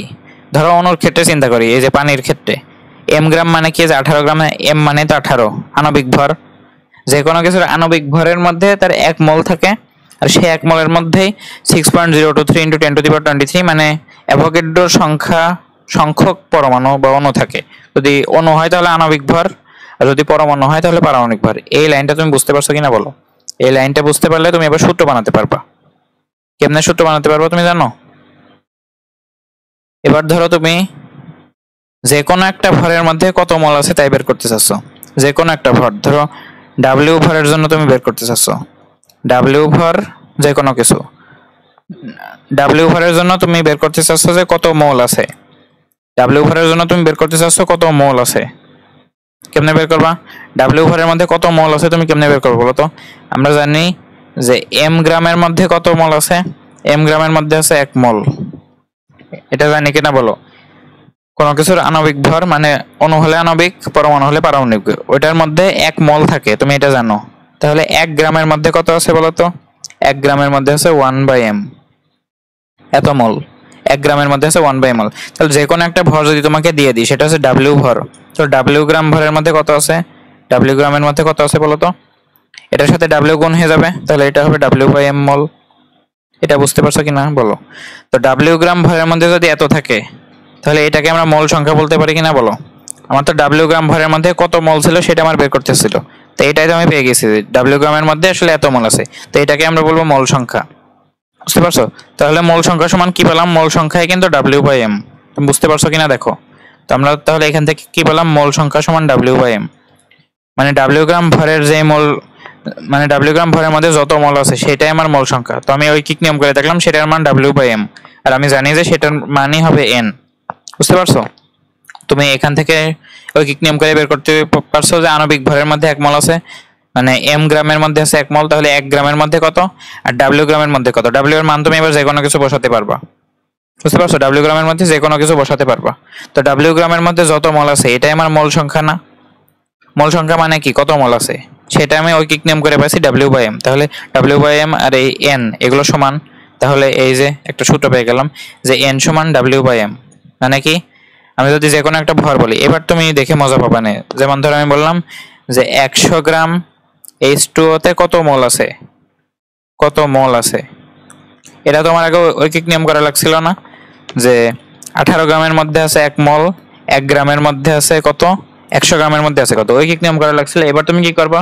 দেখো তোমার কাছে কি দেওয়া আছে, তোমাকে ডাব্লিউ দেওয়া আছে, তুমি H2O মানে কি? এর আণবিক ভরটা জানো m, তাহলে কত মোল, কত মোল মানে কি? মোল সংখ্যা চাইছে n, তুমি সূত্র দিয়ে বের করতে পারবে, এই দুটো জিনিস তুমি জানো। তাহলে n সমান w/m। w কত দেয়া আছে? দেয়া আছে 100, আর m কত বলো তো? এই পানির আণবিক ভর কত? 18। এটা তুমি যদি করো অ্যান্সার তুমি কোন এককে পাবো? মোল এককে। একক হচ্ছে mol, বুঝলে? মোল। তো এটা কত পাবা? তুমি হিসাব করো, সেই 5.56 পাবা। তুমি একটু হিসাব করে দেখো তো এটা আমি কত কষ্ট করে করছিলাম। একদম শুরুতে আমি যদি তোমাকে একটু দেখাই, একদম শুরুর যে ম্যাথটা, এই দেখো 100 গ্রাম পানিতে কত মোল আছে। আমি প্রথমে কি করছিলাম? আণবিক ভর বের করছিলাম, তারপর লিখছিলাম যে ওই আণবিক ভরের মধ্যে 1 মোল, 1 গ্রামের মধ্যে কত, 100 গ্রামের মধ্যে কত। তো কষ্ট করছিলাম না অনেক? তো সেই কষ্টটা আমি করে ফেলেছি যে কোনো ভরের জন্য। দেখো আমি যে কোনো ভরের জন্য করে একটা সূত্র বানাইছি। এই যে দেখো যে কোনো ভরের জন্য করেছি, আমি কোনো নির্দিষ্ট ভর না লিখে আমি ডাব্লিউ পরিমাণ লিখেছি, ডাব্লিউ পরিমাণ লিখে কি পাই সেটা দিয়ে একটা সূত্র বানাইছি। এবার এই সূত্রই বসিয়ে দিয়ে আমি সহজে বের করে ফেলছি। তোমাকে যদি বলি যে 500 গ্রামের জন্য বের করো, 1 কোটি গ্রামের জন্য বের করো, 1 কেজির জন্য বের করো, সবই তুমি পারবা, কারণ তুমি এই সূত্র জানো। এই যে এম এর মান, এটা কিন্তু আমাদের জানা মান, তাই না? এম এর মান কিন্তু জানা মান, শুধু আমাদের ডাব্লিউ জানলে আমরা এন পেয়ে যাব। অথবা তোমাকে যদি বলে দেয় মোল সংখ্যা কত, এটা যদি বলে দেয়, আর এটা তো তুমি অলরেডি জানোই, তাহলে তুমি সেখান থেকে কিন্তু ভরও বের করতে পারবা। ধরো তোমাকে বললাম যে ওই 5 মোল H2O সমান কত গ্রাম H2O। এবার তোমার কি দেয়া আছে বলো তো? তোমার দেয়া আছে হচ্ছে n, এই যে মোল সংখ্যা দেওয়া আছে, n এর মান হচ্ছে 5। এই যে H2O, H2O এর ক্ষেত্রে, পানির ক্ষেত্রে তুমি আণবিক ভর জানো না 18, এটাও জানো। তাহলে এই যে n ও জানো, আবার এই যে m ও জানো, তাহলে তুমি w পেয়ে যাবা না? তাহলে w কিন্তু পেয়ে যাবা। তো জিনিসটা তাহলে মজার না? তাহলে w ভরের জন্য কি হয় আমরা কিন্তু পেয়ে গেলাম। এবার আমরা দেখব যে ভরের সাথে তো আমরা মোল সংখ্যা লিংক আপ করলাম সূত্রের মাধ্যমে। এবার আমরা কয়টা অণু বা কয়টা পরমাণু আছে সেটার সাথে মোল সংখ্যা, মানে এই যে এই অংশের লিংক আপ করব, এই যে এই অংশটা, এই যে এই অংশটার লিংক আপ করব আমরা এবার। তো এই অংশটার আমরা লিংক আপ করি, আমরা সব বাদ দিয়ে দিই। আগে স্লাইডে আছে, সমস্যা নেই, তুমি স্লাইড সবই পেয়ে যাবা, খুব সুন্দর সাজানো গোছানোটাই পেয়ে যাবা। এবার আমরা কি করব? এবার আমরা n সংখ্যক পরমাণু বা অণুর ক্ষেত্রে আমরা চিন্তা করব। আগে এবার ডাব্লিউ ভর, মানে যে কোনো ভর যদি তোমাকে দিয়ে দেয় তাহলে তুমি কত মোল আছে বের করে ফেলতে পারবে এই সূত্রের মাধ্যমে। আর এবার যে কোনো সংখ্যা যদি বলে দেয় যে এতটি পরমাণু বা এতটি অণু, সেখান থেকে তুমি মোল সংখ্যা পেয়ে যাবা। তো তাহলে কেমনে হবে? তুমি নর্মালি কি জানো? নর্মালি জানো যে এই যে এন এ সংখ্যক মানে অ্যাভোগাড্রো সংখ্যক মানে 6.023 × 10⁻23 এর মধ্যে আছে 1 মোল, তাহলে তুমি লিখে ফেলো যে এনএটি মানে 6.023 10⁻23 এটা মানে হচ্ছে 1 মোল। তুমি কি এগ্রি করো? এটা অবশ্যই তুমি সম্মত হবে আমার কথার সাথে, অবশ্যই সঠিক আছে এই লেখাটা। এবার কি হবে, একটি মানে কত মোল হবে? তাহলে একটি পরমাণু বা অণুর জন্য আমি পরমাণু অণু দুইটার ক্ষেত্রে একসাথে হিসাব করছি। যদি পরমাণু হয় তাহলে এম মানে পারমাণবিক ভর, আর যদি অণু হয় তাহলে আণবিক ভর। তুমি পরমাণু অণু নিয়ে চিন্তা করা লাগবে না, তুমি শুধু অ্যাভোগাড্রো সংখ্যক মানে হচ্ছে 1 মোল, তাহলে একটা মানে কত হবে? এনে দিয়ে ভাগ হয়ে যাবে 1/na মোল। এনএ মানে কিন্তু 6.023 × 10⁻23, এত মোল তুমি পেলে। অতএব তাহলে যে কোনো সংখ্যাকে আমি বড় হাতের এন ধরছি, অতএব যে কোনো সংখ্যক মানে কত মোল হবে? এটা দিয়ে গুণ হয়ে যাবে, তাহলে হয়ে যাবে n/na মোল। এই যে n/na মোল তুমি পেলে, এটা মানে আসলে কি বলতো, এটাই মোল সংখ্যা না? আমি এটাই চাচ্ছিলাম না, যে কোনো সংখ্যকের জন্য আমি কত মোল পাবো, এই যে কোনো সংখ্যকের জন্য কত মোল পেলাম, এটাই তো সেটা। তো এটাই হবে ছোট হাতের n, মানে কত মোল আমি পেলাম সেটা মানে তো মোল সংখ্যা। তাহলে আমার সূত্র কি? n = বড় হাতের n ডিভাইডেড বাই বড় হাতের na। অথবা এটাকে এভাবে লিখতে পারো যে এই যে n ডিভাইডেড বাই, তোমাদের বইতে এভাবে দেওয়া 6.023, তোমরা এইভাবে লিখবা, n এটা লিখবা না। দেখো n কিন্তু তোমাদের বইতে ব্যবহার করা নেই, লিখলেও সমস্যা নেই, লিখতেই পারো, না লিখলেও আরো ভালো। 6.023 × 10⁻23 যেহেতু তোমাদের বইতে নেই, লিখলে সমস্যা নেই, এটা আসলে কেউ ভুল ধরবে না, কারণ n মানে অ্যাভোগাড্রো সংখ্যা, এটা তো সবাই জানে। তোমাদের ফিজিক্স বইতেও দেখবা আছে, ফিজিক্স বইতে এটা আছে যে na মানে এটা। কেমিস্ট্রিতে সূত্রের মধ্যে এটা আছে, তুমি এটাও ব্যবহার করতে পারো। তো এটা হচ্ছে আমাদের নতুন আরেকটা সূত্র, যেটাই আমরা যে কোনো একটা সংখ্যা যদি বলে দেয় যে এতটি পরমাণু বা এতটি অণুর ক্ষেত্রে মোল সংখ্যা কত, খুব সহজেই বের করে ফেলতে পারবা। তাহলে দেখো আমরা কিন্তু বিজ্ঞানী হয়ে যাচ্ছি আস্তে আস্তে, বুঝতে পারছো তো? এবার যদি তোমাকে বলি যে ওই ধরো বললাম যে 5টি H2O অণুতে কত মোল H2O আছে, মানে 5টা H2O মানে কত মোল H2O তাই জানতে চাইছে। 5টা H2O অণুতে কত মোল H2O আছে, 5টা H2O কত মোল, মানে 5টা পানির অণুতে কত মোল পানি আছে, কেমনে বের করবা? তোমার দেখো n দেওয়া রয়েছে, 5টা মানে কি অণু বা পরমাণুর সংখ্যাটা বড় হাতের n না, এই যে n দেওয়া আছে। এই যে H2O এর জন্য তুমি কি পেতে পারো বলো তো? আর কিছু কিন্তু তোমার পাওয়ার দরকার নেই, দেখো এটার মান তুমি অলরেডি জানো, এটা 6.023 × 10⁻23। এই যে এই n ও তোমার দেওয়া রয়েছে, এবার তুমি ছোট হাতের n বের করতে পারবো অবশ্যই। তাহলে কি হবে? n = n/na, মানে নিচে যাবে n এর মান তো সবসময় জানো 6.023 × 10⁻23, আর উপরে যাবে 5। তো এটা করলে তুমি যে অ্যান্সারটা পাবা সেটা হচ্ছে তোমার মোল সংখ্যা, অ্যান্সার পাবা মোলে। এবার যদি তোমাকে প্রশ্ন করে আরেকটা যে 3 মোল H2O সমান কত টি H2O, এটা বের করতে পারবা না? এটা তোমার হোমওয়ার্ক থাকলো, এটা করে তুমি কমেন্টে জানাবা। দেখো যারা ফাঁকিবাজি করছো, মানে যারা ক্লাস করবা কিন্তু তারা খাতায় কিছু করছো না, ক্যালকুলেটরে তুমি মিলাচ্ছ না, তুমি আমি যেগুলো বাড়ির কাজ দিয়েছি কমেন্টে যেগুলো জানাতে বলছি করছো না, তারা কিন্তু শেষে গিয়ে আমার কথা মনে পড়বে যে আমি এগুলো করতে বলছিলাম, তুমি এগুলো গুরুত্ব দাওনি। সে পরীক্ষায় যখন একবার ভুল হয়ে যাবে তখন তুমি বুঝতে পারবে যে আসলে প্র্যাকটিস না করার আসলে ক্ষতিটা কত বড় হয়। তোমার কিন্তু টাইম লিমিটেড, তুমি বেশি টাইম পাবা না পড়ার। তো যতটুকুই তুমি পড়ছো একদম সেরাটা দেওয়ার চেষ্টা করো। তো আশা করি এগুলো বোঝা গিয়েছে। তো আমরা কিন্তু মোল সংখ্যার একদম নাড়ি নক্ষত্র কিন্তু উদ্ধার করে ফেললাম। এবার আমরা একটু দেখে নিই যে কয় মিনিট হলো, মনে হয় একটু বেশি টাইম ওয়েস্ট করে ফেলছি। আচ্ছা 1 ঘন্টা হয়েছে। তো আমরা বিজ্ঞান হয়েছি মাত্র 15 মিনিটের জন্য, তাই না? আমরা এই সূত্রগুলো তৈরি করলাম, ম্যাথ করলাম, মাত্র 15 মিনিট হয়েছে। আমরা আরো 15 মিনিট দেখতে পারি, তারপর আমরা ক্লাসটা শেষ করে দেবো। তো দেখো এবার আমরা কি দেখবো, এবার আমরা একটা জিনিস দেখবো। দেখো আমরা কি কি নিয়ে কাজ করলাম এতক্ষণে, আমরা কিন্তু মোল সংখ্যা নিয়ে কাজ করেছি, ভর নিয়ে কাজ করেছি, আর পরমাণু বা অণুর সংখ্যা নিয়ে কাজ করেছি। আমরা ঐকিক নিয়মে কেমনে ম্যাথ করতে হয় দেখেছি। ঐকিক নিয়মে ম্যাথ করা দেখার পরে, মানে ঐকিক নিয়মে কিন্তু আমরা অনেক বড় বড় করে করছিলাম। এবার কিন্তু আমরা ওই সূত্র দিয়েও করে, মানে কেমনে বের করতে হয় বুঝে গেছি। এবার তুমি একটা সূত্র দিয়ে মিলানোর চেষ্টা করো এই ম্যাথগুলো, এই সবগুলো ম্যাথ তুমি এবার সূত্র দিয়ে মিলাতে পারবা। দেখো এই যে 100 গ্রাম পানিতে কত মোল পানি আছে, তুমি যদি এবার হিসাব করে 100 গ্রাম পানি, তো 100 গ্রাম পানি মানে কি তোমার যে কোনো একটা ভর না, এটা তো আণবিক ভর না, যে কোনো একটা ভর, মানে তোমাকে র্যান্ডম একটা ভর দিয়েছে, তাহলে এটা W। আর এই যে পানি, তার আগে তোমাকে একটা জিনিস বলে দিই, দেখো আমি একটু সামনে আগাই।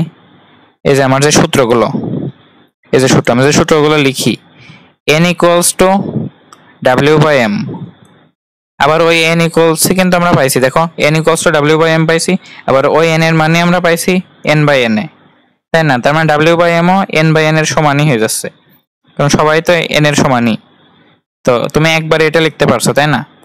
তো এই যে তুমি এই জিনিসটা লিখতে পারলে, এখানে তোমার কিন্তু একটা কিছু নোটিস করার বিষয় আছে। দেখো এই যে নিচের যে অংশগুলো, এই যে নিচের যে মানগুলো, নিচের এই মানগুলো, এগুলো কিন্তু জানা মান, মানে এগুলো কিন্তু অজানা মান না, এগুলো তুমি অলরেডি জানো। তাহলে তোমার মূল সংখ্যা বের করার জন্য বা ম্যাথমেটিক্যাল কাজ করার জন্য তোমার কয়টা মান লাগবে বলো তো? এই যে এইগুলো অথবা এটা, অজানা মানটা তোমার শুধু লাগবে না, অজানা মান। এখানে তুমি যদি একটু হিসাব করো, এর নিচে কিন্তু একটা 1 আছে, তো এটা কিন্তু জানা মান বলতে পারো, এটা জানা মান, আর এই যে এটা হচ্ছে অজানা মান, তাই তো? তো তার মানে তুমি যদি যে কোনো একটা মান জানো তাহলে তুমি বাকি সব বের করতে পারবা। দেখো তুমি যদি ডাব্লিউ জানতে, তাহলে তুমি এইটুকু অংশ ব্যবহার করে দেখো, এবার ভালো করে বোঝো কিন্তু, W by M equals to N by N এ, এটা তুমি লিখতে পারো কিনা বলো? কারণ দুইজনই তো মূল সংখ্যার সমান, এটা তুমি লিখতে পারো। তোমার এইটা তুমি জানো, এটাও তুমি জানো, তাহলে শুধুমাত্র এই দুইটার মধ্যে একটা জানলে আর একটা বের করতে পারবা না। বুঝতে পারছো? মানে মূল সংখ্যার সূত্র দিয়ে তুমি শুধু যে মূল বের করতে পারবা তা না, তুমি, তোমাকে ধরো ভর দেওয়া আছে, এই যে ভর, ভর ভর থেকে তুমি সংখ্যাও বের করতে পারবা। তোমাকে বলা আছে 5 গ্রাম, 5 গ্রামের মধ্যে কয়টা পরমাণু আছে বের করতে বলেছে, তাও তুমি পারবা। অথবা 5টা অণুর ভর কত, তাও তুমি বের করতে পারবা, কারণ তুমি এই দুইটা মান জানো, একটা জানলে আর একটা তুমি জানতে পারবা। তোমাকে খালি বুঝতে হবে যে কোন অংশটুকু তুমি ব্যবহার করবা। তোমাকে যদি মূল সংখ্যা নিয়ে কাজ করতে বলে, এই যে এটা হচ্ছে মূল সংখ্যা, তাই তো? মূল সংখ্যা নিয়ে তোমাকে যদি কাজ করতে বলে তাহলে এন এর অংশটুকু রাখবা। এটুকু দিয়ে কি বোঝায় বলো তো? এটুকু দিয়ে কিন্তু ভর বোঝাচ্ছে। তোমাকে যদি ভর নিয়ে কাজ করতে বলে তাহলে এটুকু নিয়ে হিসাব করবা, যদি তোমাকে সংখ্যা নিয়ে কাজ করতে বলে তাহলে এটুকু নিয়ে হিসাব করবা। যে কোনো দুইটা নিয়ে হিসাব করতে হয়। তোমাকে মূল সংখ্যা দিয়ে বলতে পারে ভর বের করো, তাহলে তুমি এই এই এই অংশটুকু নিবা। যদি তোমাকে বলে মূল সংখ্যা দিয়ে বলে সংখ্যা বের করো, অথবা সংখ্যা থেকে মূল সংখ্যা বের করো, তাহলে তুমি এই যে মূল সংখ্যার সাথে এইটুকু মানে জুড়ে দিবা। যদি বলে যে ভর দিয়ে বলে যে সংখ্যা বের করো, অথবা সংখ্যা দিয়ে ভর বের করো, মানে ভর আর সংখ্যার মধ্যে ম্যাথ করতে বলে, তাহলে তুমি এইটুকু সূত্র ব্যবহার করবা। বুঝতে পারছো? সূত্র খুবই সহজ, মানে একটা চেইন ফর্মুলা মতো আসলে। বুঝতে পারছো? তো এটুকু আমি কেটে দিচ্ছি, কারণ এগুলো জানা জিনিস। এগুলো যারা ক্লাস করেছো তারা জানবা, যারা স্লাইড দেখেছে শুধু, মানে ক্লাস না করে শুধু স্লাইড দেখেছো, তারা পারবা না। বুঝতে পারছো? তো এবার আমি তোমাকে দেখাই। তো একটা মান জানলে আমাদের কিন্তু বাকি সবকিছু বের করা যায়। তাহলে দেখো এখানে একটা মান তুমি জানো না, এই যে 100 গ্রাম র্যান্ডম একটা ভর, একটা জানো, তুমি এখান থেকে যে কোনো কিছু বের করতে পারবা। তুমি এখান থেকে মূল সংখ্যা বের করতে পারবা, এখান থেকে তুমি অণুর সংখ্যা বের করতে পারো, পানি যেহেতু অণু তাহলে অণুর সংখ্যা বের করতে পারো, সব পারবা। কেমনে বের করবে বলো তো? ডাব্লিউ আছে, তাহলে এন সমান যদি তুমি ডাব্লিউ বাই এম করো, দেখো ডাব্লিউ তোমাকে দিয়ে দিয়েছে, মানে ডাব্লিউ তুমি জানো, এম তো তুমি সবসময় জানো, পানির ক্ষেত্রে আণবিক ভর তো বের করতে পারবা। তাহলে দেখো মূল সংখ্যা কিন্তু তুমি পেয়ে গেছো। সহজ না? এবার দেখো 100 গ্রাম পানিতে কতটি পানির অণু আছে। দেখো এবার কিন্তু তোমার ডাব্লিউ দিয়েছে, কতটি পানির অণু, মানে পানির অণুর সংখ্যা চাইছে, মানে এন চাইছে। বুঝতে পারছো কিন্তু? তো তাহলে তুমি কি করবা? দেখো তুমি কি সূত্র জানো, যে এন সমান ডাব্লিউ বাই এম সমান এন বাই এন এ, তাই তো? তো তুমি এবার কোন অংশটুকু ব্যবহার করবা? দেখো ডাব্লিউ এর অংশটুকু মানে কি, ডাব্লিউ বাই এম সমান তোমার কি চাইছে সংখ্যা, তাহলে তুমি সংখ্যার অংশটুকু এন বাই এন এ এটুকু ব্যবহার করবা। এটুকু ব্যবহার করলে দেখো তুমি এম অলরেডি জানো, এন এ অলরেডি জানো, এই দুটা মান অলরেডি জানো। এম এর মান কি? আণবিক ভর, আণবিক ভর বের করতে পারছো। এন এ মানে কি? অ্যাভোগাড্রো সংখ্যা 6.023 × 10⁻23, তাই তো? এবার তোমাকে দিয়ে দিয়েছে কি 100 গ্রাম, মানে এই যে ডাব্লিউটাও দিয়ে দিয়েছে। তাহলে সবই জানো, শুধুমাত্র জানানো তো একটাই, তুমি তো এটা বের করতে পারছো। তো এগুলো তুমি বাড়ির কাজ করে নিবা, মানে আমি ঐকিক নিয়ম করে দেখাইছি, আবার কিছু ম্যাথ তো করে দেখাইছি সূত্র দিয়ে, আর সূত্র দিয়ে এই ম্যাথগুলো তুমি মিলাবা নিজে নিজে। বুঝতে পারছো? এখানে কি হবে, এটা আসলে সূত্রের কিছু নেই, এটা তো আসলে বেসিক জিনিস। তুমি পানির অণু বের করবা নরমালি সূত্র দিয়ে, পানির অণু কতটি পানির অণু আছে এটা তুমি আগে বের করবা। দেখো ডাব্লিউ দিয়েছে, ডাব্লিউ বাই এম সমান এন বাই এন এ, ভর দিয়েছে মানে ডাব্লিউ বাই এন, আর কতটি পানির অণু মানে সংখ্যা চাইছে মানে এন বাই এন এ।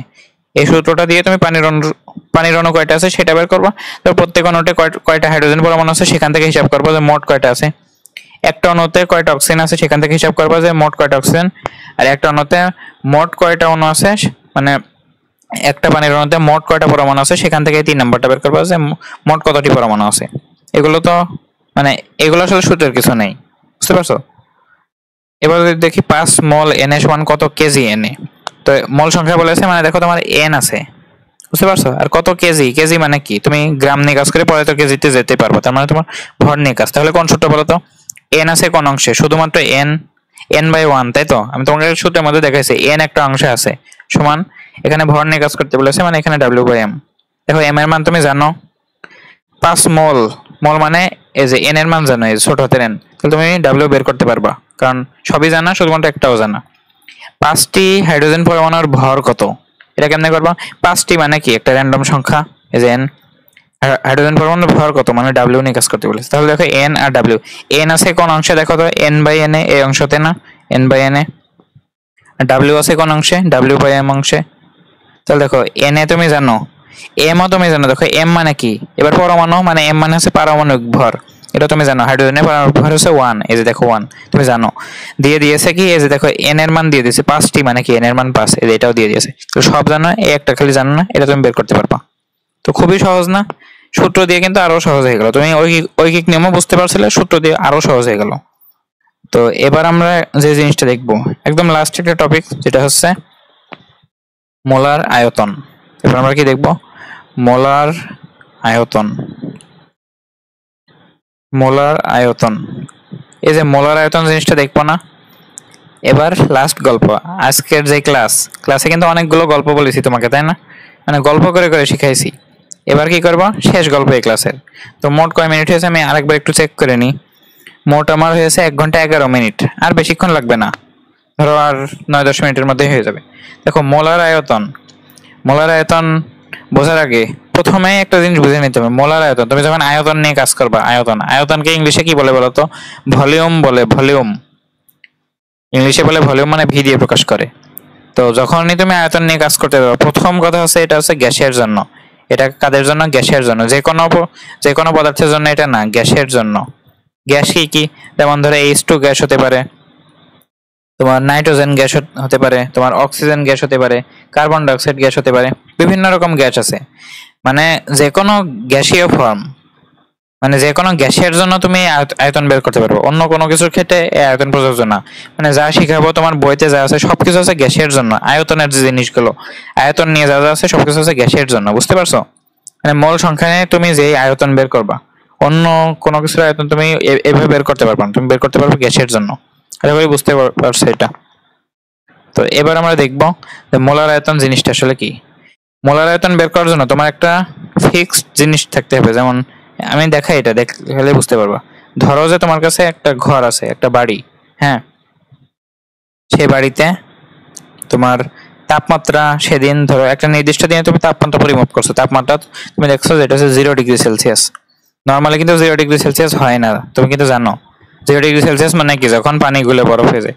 ধরো তুমি এমন একটা দেশে বসবাস করছো, সে দেশে তাপমাত্রা হচ্ছে 0°C, ঠিক আছে? সেখানে চাপ কত? চাপ তুমি বিভিন্ন এককে হিসাব করতে পারো।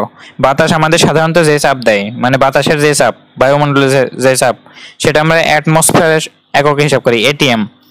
তুমি জানবে, এটা অবশ্যই জানো, যে বাতাস আমাদের যে চাপ দেয় সেটার মান হচ্ছে 1 ATM। 1 ATM মানে কি? আমি এখানে একটু লিখে দিই 1 ATM, অথবা আমি নর্মালি লিখে দিই বায়ুমণ্ডলের চাপ। বায়ুমণ্ডলের চাপ, বায়ুমণ্ডলের চাপ মানে হচ্ছে 1 ATM। 1 ATM এর মান কত জানো তোমরা? কিন্তু চাপ সাধারণত ওই প্যাসকেল এককে নির্ণয় করো, তাই তো? প্যাসকেল বা নিউটন পার মিটার স্কয়ার। তোমরা খুব সম্ভবত শর্ট সিলেবাস ব্যাস, তারপরেও ক্লাস 9-এ তোমরা খুব সম্ভবত পড়েছো। যদি প্যাসকেল এককে কেউ জানতে চাও, সেটা হচ্ছে 101,325 প্যাসকেল। 1 ATM মানে এত, বুঝতে পারছো? অথবা 10⁵ বলে নাকি, ফিজিক্সে দেখবা যে 10⁵ বলেছে। এটা আসলে অ্যাকুরেট না, তারপরেও মোটামুটি কাছাকাছি। দেখো 10⁵ মানে হচ্ছে 1000000, মানে একের পর 5টা শূন্য যা কথা, এটাও প্রায় একই, সে কারণে এটা বলে অনেক সময়। তো এটা অ্যাকুরেট না একদম, বুঝতে পারছো? তো এটাও রেখে দিলাম। ফিজিক্সে দেখবা যদি কেউ ওই পঞ্চম অধ্যায়টা পড়ে থাকো, পদার্থের অবস্থা ও চাপ অধ্যায়টা, সেখানে দেখবে এই জিনিস এক জায়গায় পাবা রিডিং এর মধ্যে। তো আসলটা হচ্ছে এই যে এটা অ্যাকুরেট না, তারপরেও বলা যায়। তো বায়ুমণ্ডল আমাদের নর্মালি যে চাপটা দেয় সেটা হচ্ছে 1 ATM চাপ, বুঝতে পারছো? তো তোমার ধরো এটা ঘর, তোমার ঘরে 0°C তাপমাত্রা আছে, 1 ATM চাপ আছে, বুঝতে পারছো? যদি এমন হয়, যদি তাপমাত্রা 0 ডিগ্রি সেলসিয়াস আর চাপ 1 atm হয়, তাহলে তুমি আমার কথা মেনে নাও, এবারও কোনো সন্দেহ থাকবে না, কিছুই থাকবে না। যদি তাপমাত্রা 0 ডিগ্রি সেলসিয়াস আর চাপ 1 atm হয়, তাহলে 1 মোল গ্যাসের আয়তন 1 মোল গ্যাসের আয়তন তখন হবে 22.4 লিটার। এটা একদম মনে প্রাণে মেনে নাও, আমি যা বলছি তা মেনে নিতে এসেছো আমার এই ক্লাসে। তো আমি কি বলছি, তুমি যদি কখনো দেখো তাপমাত্রা 0 ডিগ্রি সেলসিয়াস আর চাপ হচ্ছে বাতাস আমাদের যে চাপ দেয় সেটার সমান, বাতাস আমাদের 1 অ্যাটমসফিয়ার চাপ দেয়। অ্যাটমসফিয়ার মানে কি বলতো, বায়ুমণ্ডল। তো বায়ুমণ্ডল আমাদের যে চাপটা দেয় নর্মালি পৃথিবীতে, সেটা হচ্ছে 1 অ্যাটমসফিয়ার। তো যদি তাপমাত্রা হয় 0 ডিগ্রি সেলসিয়াস, 0 ডিগ্রি সেলসিয়াসকে কিন্তু আবার কেলভিনেও নেওয়া যায়, 273.15 কেলভিন। যারা ষষ্ঠ অধ্যায়টা পড়েছো, ওই বস্তুর উপর তাপীয় প্রভাব না কি যেন একটা নাম, সেই অধ্যায়টা বললে তোমরা কিন্তু সেলসিয়াস থেকে কেলভিনে যেতে পারবা, ফারেনহাইটে যেতে পারবা। তো কেলভিনেও তুমি কিন্তু হিসাব করতে পারো। যদি তাপমাত্রা 0 ডিগ্রি সেলসিয়াস হয় আর চাপ যদি হয় 1 অ্যাটমসফিয়ার, তখন অবশ্যই 1 মোল গ্যাসের আয়তন 22.4 লিটার হবে। মানে যে কোনো গ্যাস, এটা 1 মোল যে কোনো গ্যাস, আমি যদি লিখে দিই যে কোনো গ্যাসের যদি তুমি 1 মোল নাও এই অবস্থায় 0 ডিগ্রি সেলসিয়াস তাপমাত্রা আর 1 অ্যাটমসফিয়ার, তাহলে তুমি দেখবা তার আয়তন সবসময় 22.4 লিটারই হচ্ছে। বুঝতে পারছো? অবশ্যই তুমি 22.4 লিটার পাবা। তো এটা যদি তুমি মেনে নাও, তাহলে তুমি কিন্তু আয়তন নিয়েও কিছু কাজকাম করতে পারবে। দেখো আমি কিন্তু মোল আর আয়তন তার মধ্যে কিন্তু আমি একটা লিঙ্ক আপ করে ফেলেছি, যে 1 মোল গ্যাসের মধ্যে আসলে 22.4 লিটার হয়। অথবা যদি উল্টোভাবে বলি যে 22.4 লিটার গ্যাসের মধ্যে আসলে 1 মোল গ্যাস আছে, তাহলে তোমাকে যদি আমি বলি যে ধরো আমার 0 ডিগ্রি সেলসিয়াস তাপমাত্রা, তার সাথে 1 atm, ধরো তোমার ঘরের মধ্যে এই তাপমাত্রার এই চাপ আছে। বুঝতে পারছো? এখন যদি তোমাকে বলি ওই ঘরের মধ্যে অবশ্যই অক্সিজেন আছে, নাইট্রোজেন আছে, কার্বন ডাইঅক্সাইড আছে, হাইড্রোজেন আছে। তো আমি তোমাকে যদি বলি যে 22.4 লিটার কার্বন ডাইঅক্সাইড, তুমি তো কার্বন ডাইঅক্সাইড ছাড়ছো তাই না, প্রতিনিয়ত ছাড়ছো। তো তোমার ঘরের তাপমাত্রা যদি হয় 0 ডিগ্রি সেলসিয়াস আর চাপ যদি হয় 1 atm, তখন 22.4 লিটার কার্বন ডাইঅক্সাইড মানে কি বলতো? 22.4 লিটার কার্বন ডাইঅক্সাইড মানে হচ্ছে 1 মোল কার্বন ডাইঅক্সাইড। বুঝতে পারছো কিনা বলো? 22.4 লিটার কার্বন ডাইঅক্সাইড মানেই হবে 1 মোল কার্বন ডাইঅক্সাইড, কখন? 0 ডিগ্রি সেলসিয়াস তাপমাত্রা আর 1 অ্যাটমসফিয়ার চাপে। বুঝতে পারছো? তো এটা একটু মনের মধ্যে গেঁথে নাও, 0 ডিগ্রি সেলসিয়াস তাপমাত্রা আর 1 atm চাপে যে কোনো গ্যাসের 1 মোল হবে, মানে 1 মোলের আয়তন হবে 22.4 লিটার। এটা অবশ্যই গ্যাসের জন্য, অন্য কোনো কিছুর জন্য না। তুমি লিকুইডের ক্ষেত্রে অথবা সলিড কিছুর ক্ষেত্রে বলতে পারবা না এটা, মানে তরল বা কঠিনের ক্ষেত্রে এটা তুমি বলতে পারবা না, শুধুমাত্র গ্যাসের ক্ষেত্রে। 1 মোল গ্যাসের আয়তন হবে 22.4 লিটার, কখন? যখন তাপমাত্রা হবে 0 ডিগ্রি সেলসিয়াস আর চাপ হবে 1 atm। তো আমি যে বারবার 0 ডিগ্রি সেলসিয়াস আর 1 atm, 0 degree Celsius 1 atm, 0 degree Celsius 1 atm এভাবে বারবার যে উচ্চারণ করছি, এটা আমার কষ্ট হচ্ছে না? তুমি কয়েকবার করে দেখো, তোমারও কষ্ট হবে না। তো এই কারণে এই কষ্টটা কমানোর জন্য এই যে 0 ডিগ্রি সেলসিয়াস আর 1 atm না, এই অবস্থাকে বলা হয় এসটিপি। এসটিপি মানে কি? Standard temperature and pressure. আমি যদি লিখে দিই এটা, স্ট্যান্ডার্ড টেম্পারেচার এন্ড প্রেসার, এটার বাংলা আছে, বাংলা মানে আছে আদর্শ, অথবা বলতে পারো আদর্শ। তোমাদের বইয়ে যেটা আছে সেটা হচ্ছে প্রমাণ। প্রমাণ মানে কিন্তু আদর্শ, জানো? প্রমাণ মানে কিন্তু শুধু প্রুফ না, প্রমাণ মানে কিন্তু স্ট্যান্ডার্ডও। আদর্শ, আদর্শের আরেক বাংলা প্রমাণ বলা যায়। প্রমাণ তাপমাত্রা ও চাপ, প্রমাণ তাপমাত্রা ও চাপ। তার মানে এই যে 0 ডিগ্রি সেলসিয়াস আর 1 atm, এটাকে আমরা স্ট্যান্ডার্ড ধরে নিই। এটাকে স্ট্যান্ডার্ড টেম্পারেচার এন্ড প্রেসার বা বাংলায় প্রমাণ তাপমাত্রা ও চাপ বলে, যেটাকে সংক্ষেপে বলে এসটিপি। আর যদি বাংলার সংক্ষেপ চিন্তা করো তাহলে এটাকে বলে প্রমাণ অবস্থা। মানে তোমাকে যদি কখনো বলে প্রমাণ অবস্থা, অথবা প্রমাণ তাপমাত্রা ও চাপ, অথবা আদর্শ তাপমাত্রা ও চাপ, অথবা স্ট্যান্ডার্ড টেম্পারেচার এন্ড প্রেসার, অথবা এসটিপি, যাই বলুক না কেন, এটার মানে হচ্ছে 0 ডিগ্রি সেলসিয়াস আর 1 atm। তাহলে এবার তোমার এত কষ্ট করে 0 ডিগ্রি সেলসিয়াস আর 1 atm বলা লাগবে না। তুমি এবার বলবা যে এসটিপিতে 1 মোল কার্বন ডাইঅক্সাইডের মধ্যে 22.4 লিটার কার্বন ডাইঅক্সাইড আছে। শুধু কার্বন ডাইঅক্সাইড না, যে কোনো গ্যাসের এসটিপিতে 1 মোল যে কোনো গ্যাসের আয়তন হবে 22.4 লিটার। তার মানে এটা আসলে এসটিপি নির্দেশ করছে। বুঝতে পারছো? তাহলে এবার আমরা এখান থেকে একটা সূত্র তৈরি করতে পারি, অথবা একটা ম্যাথ করে ফেলি আমরা।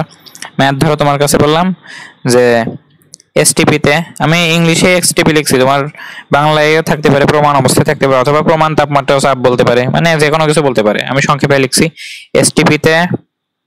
আমি যদি তোমাকে বলি যে 5 লিটার অক্সিজেন এ কত মোল আছে, মানে 5 লিটার অক্সিজেনে আসলে কত মোল অক্সিজেন আছে, 5 লিটার অক্সিজেন সমান কত মোল অক্সিজেন, তাও প্রশ্ন করতে পারে।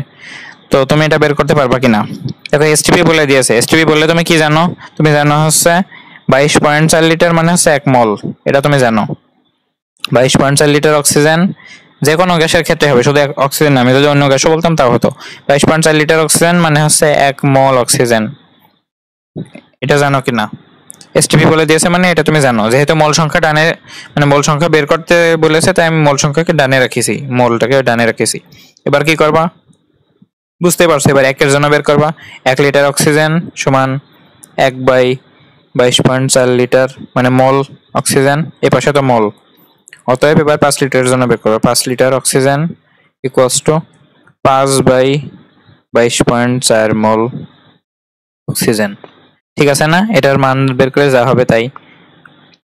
তো তুমি সহজেই ম্যাথগুলো করতে পারবে। আমি একরকম করে ম্যাথ করে শিখিয়ে দিয়েছি, এখন আয়তনেও তো সেম জিনিসই, তো ম্যাথ করার প্রসেস তো সবসময় সেম। এবার ধরো তোমাকে একটা প্রশ্ন করলাম যে এসটিপি তে, এটা একটু বাংলা লিখে দিই তাহলে তোমার ভালো হবে। প্রমাণ অবস্থায় ধরে বললাম যে 3 মোল CO2 ইকুয়ালস টু কত লিটার CO2, মানে 3 মোলের মধ্যে কত লিটার আছে তাই। অথবা আমি যদি বলি কত মিলিলিটার, হ্যাঁ, এভাবে প্রশ্ন একটু কঠিন করে দিতে পারে, যে তোমার এককটা চেঞ্জ করে দিতে পারে, কত মিলিলিটার। তো তোমার অবশ্যই মনে রাখতে হবে যে আমরা যে ওই যে ভরের মধ্যে যেমন তুমি গ্রাম দিয়ে হিসাব করছিলে, একদম ফিক্স ছিল, তোমাকে গ্রাম দিয়ে হিসাব করতে হয়েছিল। প্রশ্নে কেজি দেওয়া থাকলেও তোমাকে গ্রাম দিয়ে হিসাব করতে হয়েছিল, এখানেও তাই, তোমাকে অবশ্যই লিটারে হিসাব করতে হবে। মিলিলিটার বলা থাকলে তুমি আগে লিটারে বের করবা, তারপরে মিলিলিটারে যাবা। তো তোমার মানে প্রসেসটা কেমন হবে?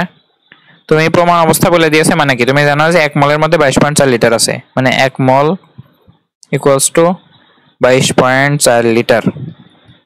ঠিক আছে, 1 মোল CO2 সমান 22.4 লিটার CO2, তাই লেখো, তাহলে ভালো হবে। তো 1 মোল CO2 equals two 22.4 litre CO2, তাই তো। এবার কি করবা? 1 মোলের জন্য তুমি জানো, তাহলে 3 মোলের জন্য তুমি জানবা 3 মোল CO2 ইকুয়ালস টু 22.4 গুণ 3 লিটার CO2। তো এটা কত হয়? 66 আর 12 মানে 67.2 লিটার CO2। আর লিটারে তুমি যে চলে গেলে, এবার তুমি মিলিলিটারে যাও। লিটার থেকে মিলিলিটারে যাওয়ার জন্য 1000 দিয়ে গুণ করতে হয়, মানে 67,200 মিলিলিটার CO2। খুবই সহজ না? একটু চিন্তা করে দেখো, এত সহজ একটা ক্লাস নিচ্ছি তোমার, তুমি যদি এরপরেও না বোঝো তাহলে কেমন হয়ে যায় না? অবশ্যই আমাকে জানাবা যে তুমি বুঝতে পারছো কিনা। তুমি যদি বুঝতে পারো তাহলে আমারও ভালো লাগবে যে আমি একজন না একজনকে বুঝাতে পারলাম জিনিসটা, একজন না একজন আমার কাছ থেকে একটু সুবিধা পেলো, তাই না? তো এবার কি আমরা আবার সূত্র প্রতিষ্ঠা করব, আমরা আবার আয়তনের সূত্র প্রতিষ্ঠা করব। আয়তনের সূত্র প্রতিষ্ঠা করব। তো আয়তনের সূত্র কেমনে প্রতিষ্ঠা করব বলো? আয়তনের সূত্র আমি কিন্তু এবারে প্রতিষ্ঠা করে দেব না। দেখো তোমার কিন্তু আমি সবকিছু তৈরি করে দিয়েছি, এতক্ষণ যে আমরা বিজ্ঞানী হয়েছি ঠিক আছে, কিন্তু বিজ্ঞানী হওয়া তো আমি তোমাকে শিখিয়ে দিয়েছি, তাই না? যে কেমনে তুমি বৈজ্ঞানিক কাজকর্ম করবা, কেমনে তুমি সূত্র আবিষ্কার করবা, আমি তোমাকে শিখিয়ে দিলাম না? এবার আয়তনের যে সূত্রটা সেটা আমি করে দেব না, এটা তোমার আমি HW দিলাম। তুমি সূত্রটা নিজে তৈরি করবা, তুমি প্রমাণ করবা। হ্যাঁ, তুমি প্রমাণ করে তুমি আমাকে জানাবে তুমি কি সূত্র পেয়েছো। মানে জানা লাগবে না, আসলে বইতে তো সূত্রটা আছে। সূত্রটা কি বলতো? সূত্রটা আছে যে n equals to v divided by 22.4। ঠিক আছে, ভিটা অবশ্যই লিটারে হবে। হ্যাঁ, ভিটা হবে লিটারে। তো এই যে সূত্রটা, এই সূত্রটা তুমি প্রমাণ করো, খুবই সহজ প্রমাণ করো। তুমি দেখো ঐকিক নিয়ম মানলে হয়ে যায়। তুমি প্রমাণটা করো, তুমি প্রমাণ করে আমাকে খালি কমেন্টে জানাবে যে প্রমাণ করতে পেরেছো কিনা। তুমি যদি প্রমাণ করতে পারো তাহলে আমার শেখানোটা সার্থক হয়েছে। তাহলে দেখো কত মানুষই তো শেখাচ্ছে, তাই না? ইউটিউবে তুমি কিন্তু হাজার হাজার ভিডিও পাবা না এই টপিকের উপর, কিন্তু কিভাবে চিন্তা করতে সেটা কি কেউ শিখাইছে এখনো? সবাই তো তোমাকে মুখস্থ সূত্রটা দিয়ে তোমাকে অঙ্ক করানো শিখাইছে, কিন্তু অঙ্ক তো তুমি করতে পারবো, অঙ্ক সব জায়গায় আছে, গাইডেও আছে, বইতেও আছে। তো যে শেখায় তার আসলে ভূমিকাটা কি? ভূমিকা হচ্ছে তোমাকে চিন্তা করতে শেখানো। তো তুমি যদি চিন্তা করতে পারো তাহলে আমার এই ক্লাসটা সার্থক হবে। তো তুমি আমাকে অবশ্যই জানাবে যে তুমি আসলে জিনিসটা করতে পারলে কিনা, তুমি এটা প্রমাণ করতে পারলে কিনা, মানে তুমি নিজের সূত্রটা তৈরি করতে পারলে কিনা, সেটা তুমি আমাকে জানাবা। জানলে আমি খুবই খুশি হব। তুমি যদি পারো অবশ্যই খুবই খুশি হওয়ারই ব্যাপার। তো এটা অবশ্যই জানাবা। এবার আমরা লাস্ট একটা কাজ করবো, যেটা হচ্ছে এই সূত্রটাকে একটু লম্বা করবো। দেখো আমরা কি সূত্র পাইছি, n ইকুয়ালস টু, প্রথমে পাইছি w বাই m, তারপরে পাইছি n ডিভাইডেড বাই na, তারপরে আমরা পাইছি কি বলতো v বাই 22.4। এটা তোমরা প্রমাণ করে আমাকে জানাবা, মানে তোমরা এই সূত্রটা তৈরি করবা, তৈরি করে জানাবা যে তৈরি করতে পারলে কিনা। এই যে এই সূত্র পর্যন্ত আমরা কিন্তু জানিছি, আরো সূত্র আছে। তুমি যখন ফিজিক্সে একটা অধ্যায় পড়বা, সেই অধ্যায়টা তোমাদের নেই খুব সম্ভবত, ষষ্ঠ অধ্যায়, সেখানে দেখবা যে আর একটা সূত্র আছে, একটা সূত্র তোমার কাছে আছে, দেখবা ফিজিক্সের 6th চ্যাপ্টার, হ্যাঁ ফিজিক্সের 6th চ্যাপ্টার, কোথার ফিজিক্সের, সেখানে দেখবা PV equals to n R T একটা সূত্র আছে। সেখান থেকে কিন্তু আবার তুমি পাও n equals to PV by R T, ঠিক আছে। এই সূত্র কিন্তু ফিজিক্সের, এখানে লাগবে না, সমস্যা নেই। এমনি দেখালাম যে মোল সংখ্যা আমরা কতভাবে ব্যবহার করতে পারি। তুমি যখন কলেজে উঠবে তখন দেখবা আবার N equals to IT, IT by, আমি এভাবে লিখি, N equals to IT by F, এমন একটা সূত্র পাবা। তুমি কিছুদিন পরে আমার ক্লাস করে দেখতে পারবা যে এখানে এন সমান আরো একটা জিনিস আসবে, যেটা হচ্ছে ভি এস, এই একটা সূত্র তুমি পাবা, বুঝতে পারছো। এটা তোমার কিছুদিন পরে আসবে, এটা আমরা নেক্সটে পড়বো, নেক্সটে পড়বো, হ্যাঁ এটাও আমরা দেখবো। কিন্তু এই যে N equals to IT by F, এটা আছে হচ্ছে কলেজে, তুমি যখন কলেজে উঠবে তখন শিখবা যে N equals to PV by IT. তোমার যদি ফুল সিলেবাস থাকতো তুমি এটা ফিজিক্স থেকে পড়তে, বুঝতে পারছো। তার মানে মোল সংখ্যা কিন্তু একটা খুবই বেসিক একটা জিনিস, তুমি এটা যদি পারো তাহলে কিন্তু তুমি সব জায়গায় ভালো করবা, বুঝতে পারছো। তুমি যখন কলেজে এটা কেমিস্ট্রি সেকেন্ড পেপার পড়বে তখন দেখবা মোল সংখ্যা ছাড়া তুমি চলতেই পারছো না। কেমিস্ট্রিতে তুমি যত ম্যাথ করবা সব কিছুতে মোল সংখ্যা, মোল সংখ্যা ছাড়া তোমার কোনো ভাত হবে না, বুঝতে পারছো। তো সে কারণে এটা ভালো মতো শিখে গেলে, তুমি আজকে তো আমার কাছ থেকে শিখে গেলে, তাই না। তো দেখো এবার আমি যে কথা বলছিলাম, এই যে এখানে তোমার এই যে এম, এই যে এন এ, এই যে 22.4, এগুলো সব কিন্তু তোমার জানা মান, তাই না, জানা মান। অজানা কারা, প্রত্যেকটা অংশ অজানা, খালি একজনই, এই যে মোল সংখ্যা এটা অজানা, এই যে ডাব্লিউ অজানা, এন অজানা, ভি অজানা। তো এগুলো হচ্ছে অজানা মান, বুঝতে পারছো। তো তাহলে কি তুমি যদি একটা জানো বাকি যে কোনো কিছু বের করতে পারো। তোমাকে যদি বলি যে ভর দেওয়া আছে, তোমাকে ধরো সেখান থেকে বললাম যে এসটিপি তে তার আয়তন বের করে, এটা কিন্তু অবশ্যই এসটিপির আয়তন, হ্যাঁ এসটিপি তে গ্যাসের আয়তন, এটা বুঝতে পারছো। এটা কিন্তু যে কোনো আয়তন হতে পারবে না। তোমাকে ধরো বলে দিল যে ওই সোডিয়ামের আয়তন বের করো, হ্যাঁ সোডিয়ামের আয়তন বের করো, তুমি কি বের করতে পারবা। সোডিয়াম কিন্তু আসলে গ্যাস হয় না, সোডিয়াম কিন্তু সলিড হয়, মানে কঠিন পদার্থ, এটা কিন্তু আয়তন হয় না। মানে তুমি কিন্তু এই অংশটা মানে ব্যবহার করতে পারবা না, মানে সোডিয়ামের আয়তন তুমি আসলে ব্যবহার করতে পারবা না, বুঝতে পারছো। সোডিয়ামের আয়তন তুমি ব্যবহার করতে পারবা না, সোডিয়ামের আয়তন বের করার জন্য এটা তুমি ব্যবহার করতে পারবা না। অন্য উপায় আছে, এই যে ভিএস ব্যবহার করতে পারো, পরে আমরা শিখবো। তো এই অংশটা ভিএসটিপি বাই 22.4, এটা শুধুমাত্র গ্যাসের জন্য, আর শুধুমাত্র এসটিপির জন্য। তোমাকে যদি এসটিপি বলে না দেয় তাহলে কিন্তু এটা ব্যবহার করতে পারবা না, কারণ বিভিন্ন ক্ষেত্রে এই 22.4 না, এই মানটা বিভিন্ন রকম হয়। একটা আছে এস এটিপি, তুমি এখন এসটিপি পড়ছো, ইন্টারে গিয়ে এসএটিপি পড়বা, তখন এসএটিপি তে তাপমাত্রার মান হয় 25°C, আর চাপের মান হয় ওই 1 atm থেকে একটু কম হয়, মোটামুটি 1 atm এর কাছাকাছি। এটা হয় হচ্ছে 10⁵ প্যাসকেল। এই যে এই মান হলে তখন এসএটিপি বলে। এসএটিপি তে এই মানটা 22.4 না হয়, তখন হয় 24.789। বুঝতে পারছো, আমি তোমাকে বোঝাতে চাচ্ছি, এটা তোমার মুখস্থ করা লাগবে না, তোমাকে বোঝাতে চাচ্ছি বিভিন্ন ক্ষেত্রে এই মানটা বিভিন্ন রকম হয়। সেই কারণে অবশ্যই তোমার এসটিপি বলা থাকা লাগবে। এসটিপি তে গ্যাসের আয়তন বের করতে হলে তখন তুমি এটা ব্যবহার করবা। তোমাকে র্যান্ডম একটা জিনিস বলে দিল, সোডিয়াম ধাতু বলে দিল, সোডিয়াম তো একটা সলিড জিনিস, একটা কঠিন পদার্থ, সেটার জন্য তুমি এটা ব্যবহার করতে পারবা না। তোমাকে যদি এসটিপি বলে না দেয় তাহলে তুমি এটা ব্যবহার করতে পারবা না, বুঝা গিয়েছে। কিন্তু তোমার লেভেলে যেহেতু শুধুমাত্র এসটিপি আছে, তাই যদি কখনো দেখো যে প্রশ্নে এসটিপি বলা নাই, তুমি ধরে নিবা এসটিপি, বুঝতে পারছো।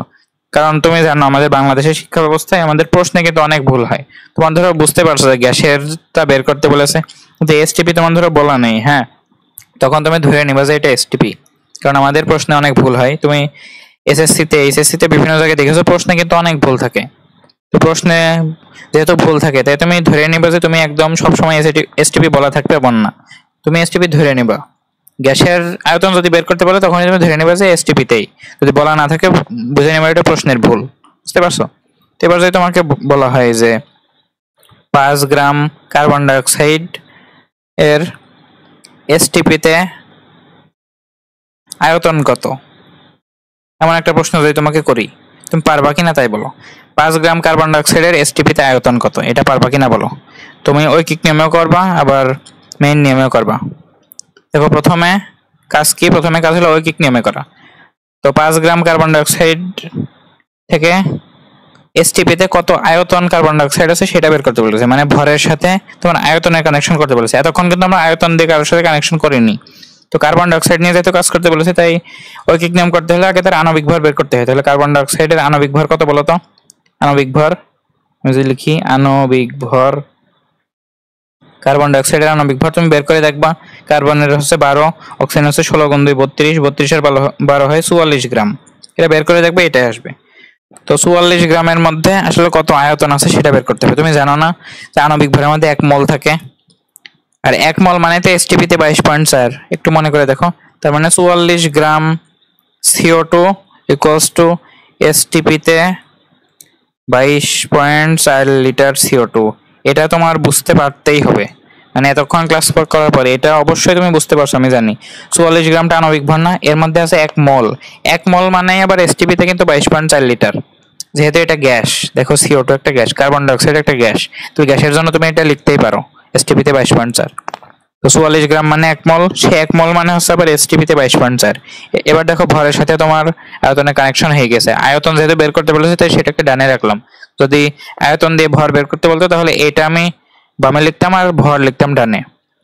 এবার তুমি ঐকিক নিয়ম করবা, 1 এর জন্য বের করবা আর 5 এর জন্য বের করবা। এটা আমি তোমার হোমওয়ার্ক দিলাম। এবার এটা সূত্র দিয়ে করো তো। সূত্র দিয়ে করলে কি হবে, দেখো তোমার ভর দেওয়া রয়েছে, ভর দিলে আমি W/m অংশটা ব্যবহার করব ইকুয়াল টু দিয়ে এসটিপিতে আয়তন। তাহলে এসটিপিতে যে আয়তনটা তুমি V/22.4 ব্যবহার করবে, অথবা V এর পরে এসটিপি লিখে দিতে পারো, না লিখলেও সমস্যা নেই, V/22.4 লিখতে পারো। দেখো তুমি m এর মান জানো না, কার্বন ডাইঅক্সাইডের ক্ষেত্রে আণবিক ভর তুমি বের করতে পারবে, এটা তুমি জানো। 22.4 মানটা তো এটা তো মানই তো জানা মান। তোমার কি দেওয়া আছে, W দেওয়া আছে, দেখো তোমার কিন্তু W দেওয়া আছে, তার মানে W এর মান জানো। এখান থেকে তুমি V এর মান খুব ইজিলি বের করতে পারবা। বুঝতে পারছো? খুবই সহজ, কিন্তু তুমি মান বসালেই হয়ে যাচ্ছে। W বসাও 5, M কত, M দেখো 44 গ্রাম ইকুয়ালস টু V কত, V তুমি বের করতে হবে আর 22.4। এই যে V এর মানটা বের করে ফেলবা, তাহলে তোমার কাজ শেষ। তুমি অ্যান্সার কিসে পাবো বলো তো? অ্যান্সার তুমি পাবে লিটারে। অবশ্যই মনে রাখতে হবে এটা হচ্ছে লিটারে। তো দেখো কত সহজ না?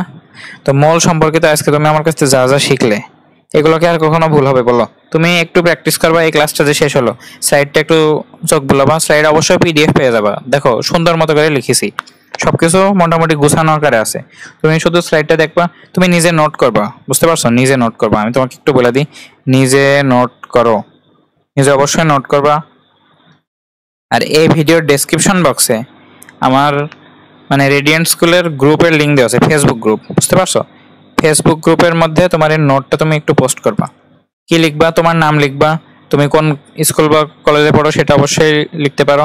তারপরে তুমি কোন অধ্যায়টা করছো, কোন সাবজেক্ট, কোন অধ্যায়, আর কার ক্লাস করছো। তুমি তুমি অবশ্যই রেডিয়েন্ট স্কুল থেকে আমার ক্লাস করছো, তুমি রেডিয়েন্ট স্কুলের নামটা লিখে দিলে আমার নামটা লিখে দিতে পারো। আমার নাম তো দেওয়া আছে শুরুতে, তুমি আমাকে চেনো অবশ্যই যেহেতু ক্লাসটা করছো।